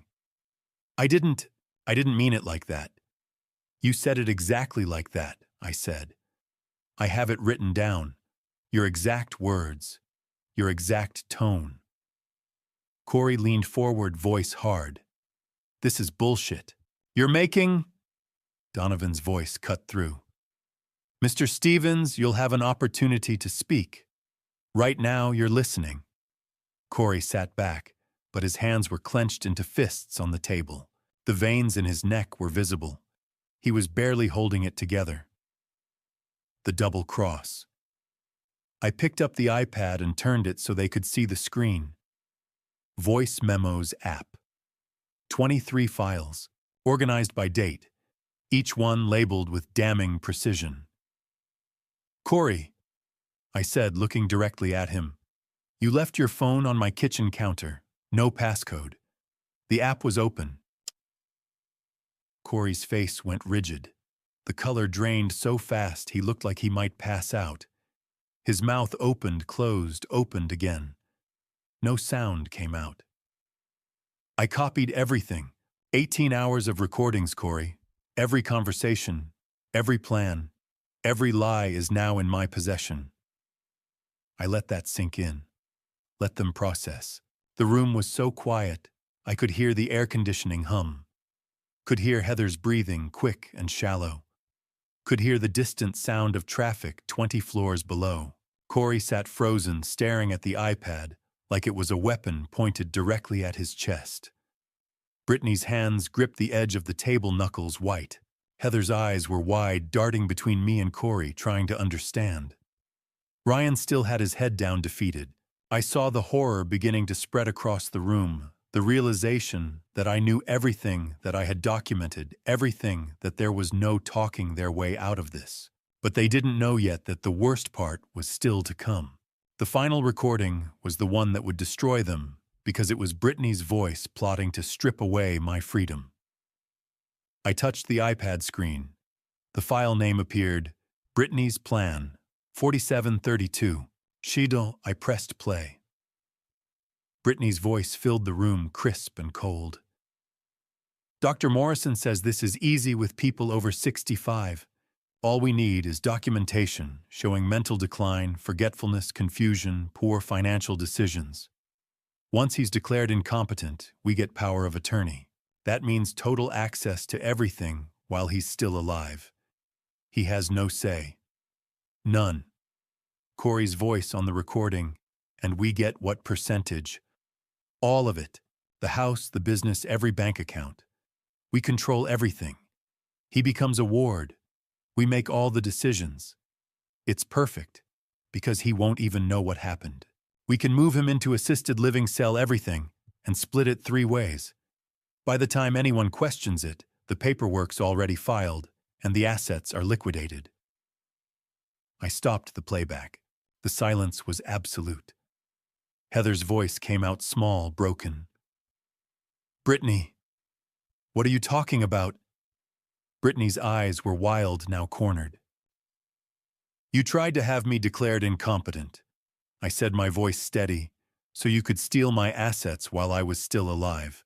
Not after I died, while I was breathing, thinking able to understand that my own daughter had erased me as a person.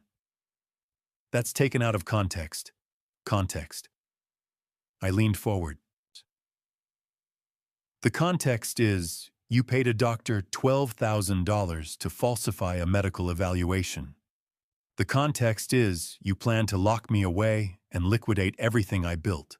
The context is, you wanted to make me a non-person so you could spend my money while I rotted in a nursing home. Brittany had no answer. Dr. Helen Morrison? I continued. She called me, came to my house. I had my own evaluation done instead. I slid Dr. Stern's report across the table. Official letterhead, notarized signature. Cognitive function exceptional for age. Memory intact. Executive reasoning strong. No signs of confusion impairment or diminished capacity. Brittany grabbed the report, scanning desperately. I paused, then looked directly at Corey. And Corey wasn't just documenting for memory. He was building leverage, insurance. He recorded all of you so he could blackmail you if things went wrong. Control the money. Control the outcome. Brittany's head snapped toward Corey. You recorded us to blackmail us. Her voice was venomous. You were planning to use these recordings against us. Corey's face went red. That's not... Don't lie to me now. Brittany snarled, standing up. You recorded me. You recorded everything so you could threaten us later. You were going to extort your own girlfriend's family. How much were you going to ask for Corey? 10,020. Heather's voice shook. Corey, tell me he's lying. Corey stared at the table. Tell me. Heather's voice cracked. Silence. The rage in Brittany's eyes wasn't directed at me anymore. It was aimed at Corey. She realized the person with the most to gain from those recordings wasn't me, it was him. He had insurance against all of them. They weren't a family. They were vultures, tearing each other apart now that the prey was gone. Get out, Brittany said, her voice ice. Corey blinked. What? Get out. Each word clipped. You're not part of this family. You never were. You're a leech who recorded us for blackmail. Get out of this room. Get out of the house. I don't ever want to see you again. Heather was crying, but her voice was hard. Go, Corey. Just go. Corey looked around the table at Brittany's rage, at Heather's tears, at Ryan's blank stare at my expressionless face. No one defended him. He stood, shoved his chair back, and walked out. The door slammed. The room fell silent except for Heather's quiet sobs. The shield. I pulled out the trust documents. Thick stack blue cover official seals. Irrevocable trust. Notarized witnessed filed with the state of Florida on August 20th. Brittany grabbed them, flipping frantically. Every asset I built over 4 decades is now protected permanently, I said. My house, the one I bought with my wife in 1987, transferred to the trust. The 3 hardware stores I started from nothing transferred. My savings, retirement accounts, land equipment, all of it. Protected. I paused. After I die, each of you receives the legal minimum, $1,000 each. The remaining $2.5 million goes to Habitat for Humanity and St. Mary's Hospice Wing, where your mother spent her final days being cared for by people who actually gave a damn. Brittany's hands shook as she read faster and faster. You can't, she started. He can, Donovan said. He did. It's legal and irrevocable. Even if you filed a competency challenge tomorrow, which would fail given Dr. Stern's evaluation, the trust was executed while Mr. Chambers was documented as fully competent. No court will overturn it. The final verdict. I stood up. 5 days to vacate. Deputy Brooks will arrive at 10 a.m. on the 30th day. If you're still on the property, you'll be forcibly removed. Ryan looked up. Where are we supposed to go? That's not my problem. You had 30 days notice. You have 5 days left. I gathered the binder and iPad. 85,000 for a fake wedding. 4 years rent-free. I was prepared to give you everything. Because I loved you. You repaid me with schemes, lies, and an attempt to steal my freedom while I was still alive. My voice was steady. No tears. No wavering. In 5 days you're gone. Don't call. Don't text. Don't show up. If I see you again, we meet in court. Is that clear? Brittany's voice came out as a whisper. Clear. Heather just nodded, tears flowing. Ryan stared at the table. Mr. Donovan, we're done here. I turned and walked toward the door. Behind me, I no longer heard arguments or pleas, just the sound of my own footsteps echoing on the marble hallway. Each step felt lighter than the last.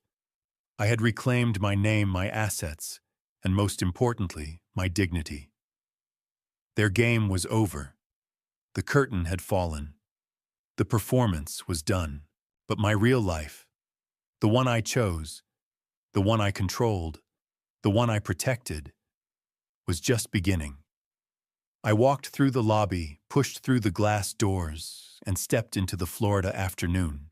The heat hit me immediately, but it felt good, real, honest. I got into my truck, set the binder and iPad on the passenger seat, and sat there for a moment. 43 pages of evidence. 18 hours of recordings, $2.5 million protected. And freedom. Pure, absolute freedom. I started the engine and drove back to Arthur's house where he was waiting on the patio with 2 glasses of bourbon and a cigar. How'd it go? He asked as I sat down. It's done. All of it. All of it. He raised his glass. To freedom. I raised mine. To choosing yourself. We sat in silence for a while, watching the sun move lower in the sky. The palm trees swayed in the breeze. The pool water glittered. 5 days until they were gone, and a lifetime of peace ahead. The final 5 days before eviction passed in eerie silence, the kind that comes after a storm breaks, and the sun finally shows itself. I woke on the morning after the confrontation, expecting my phone to explode with messages. Threats. Pleas. Rage. Nothing. Complete silence. Arthur poured coffee on his back patio, glanced at my phone sitting dark on the table. That's called peace. Feels strange. You'll get used to it. I drove past my house that afternoon, curious. A moving truck sat in the driveway. 2 men carried boxes down the front steps. Heather stood on the porch, directing them, her face drawn and tired. They were actually leaving. I didn't stop, just kept driving. The next day, my phone rang. Meredith Collins. Mr. Chambers, I've been thinking about you. Just wanted to check in, see how you're doing. We talked for 20 minutes. Small talk at first. The weather, her photography business, a new gallery show she was planning. Then she paused. Would you want to get coffee sometime just as friends? No pressure. I think you might need someone to talk to who isn't a lawyer or a business partner. I smiled. The first genuine smile in days. I'd like that. Next week, maybe. Once everything's settled. I'll hold you to it. After we hung up, I sat on Arthur's patio staring at my phone. Hope, that's what it felt like. Small, fragile, but real.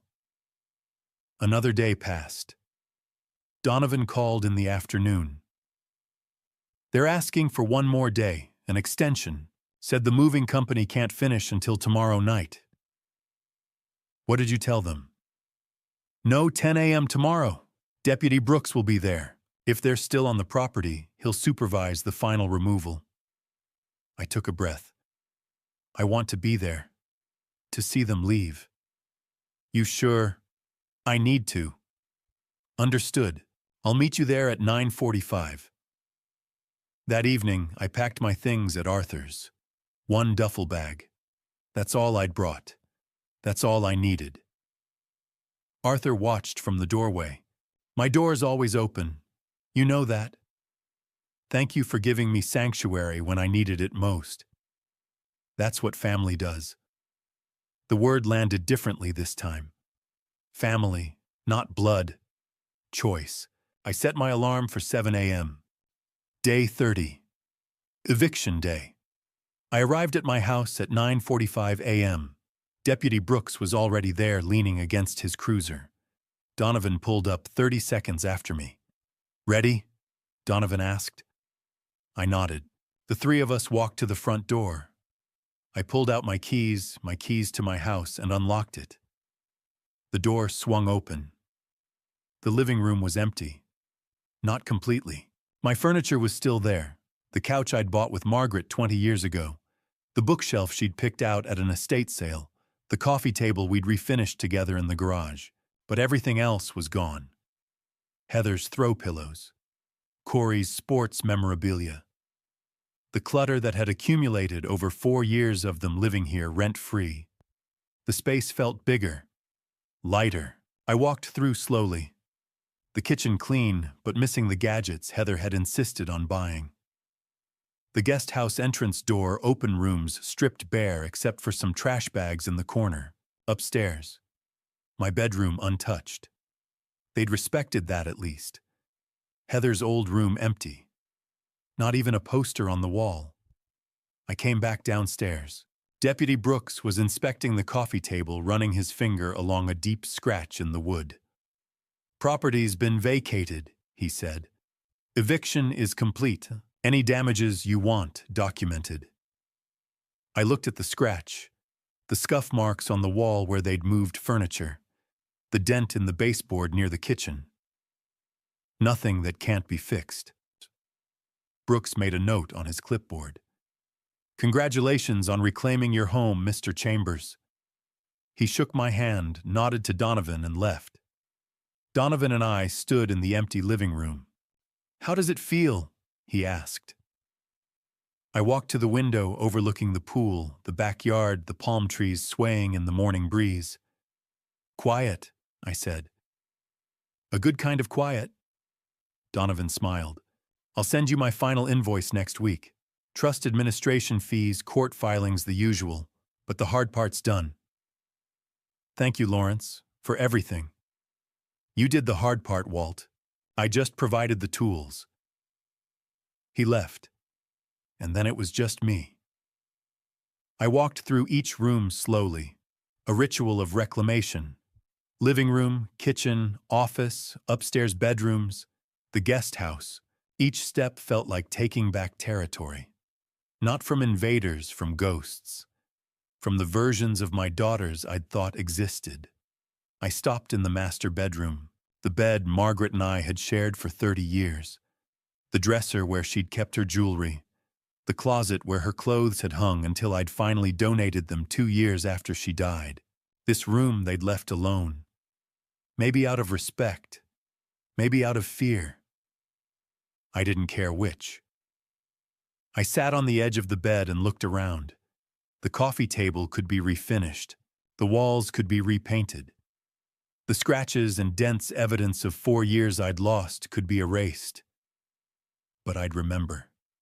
Not as a wound. As a lesson. I stood, walked back downstairs, and opened the sliding glass door to the backyard. The pool needed cleaning. The landscaping needed work. The patio furniture was weathered. But it was mine. All of it. I pulled out my phone and texted Arthur. I'm home. His reply came 30 seconds later. Welcome back. I stood in my living room, and felt the weight of 4 years lift.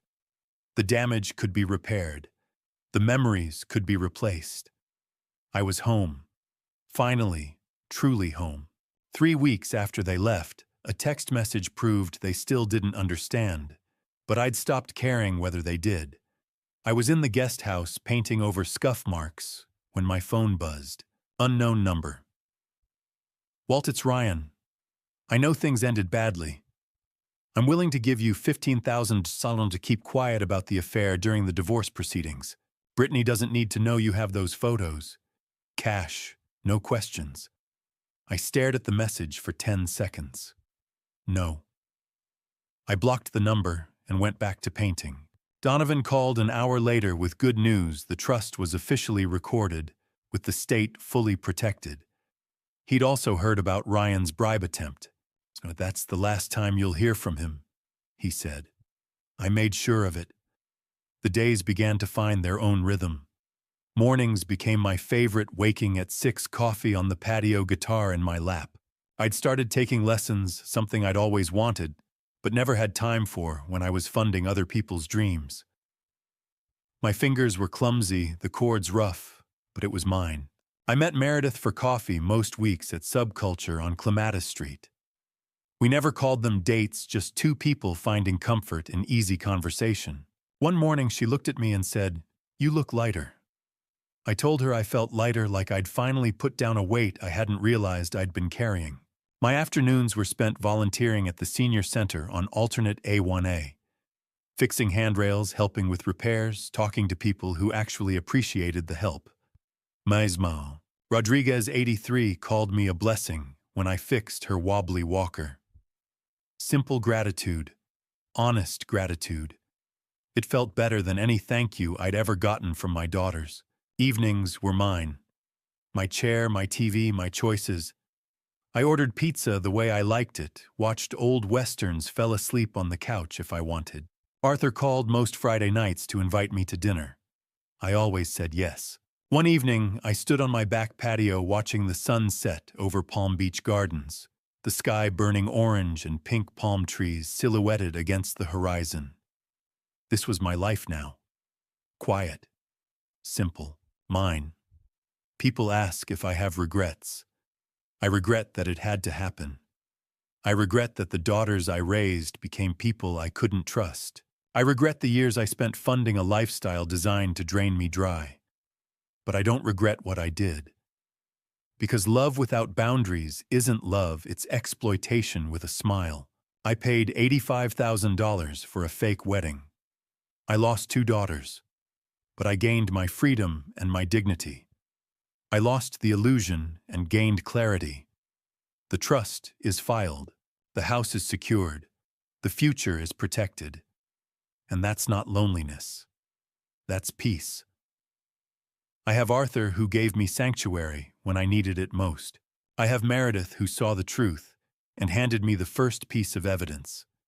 I have my guitar, my volunteer work, my mornings on the patio.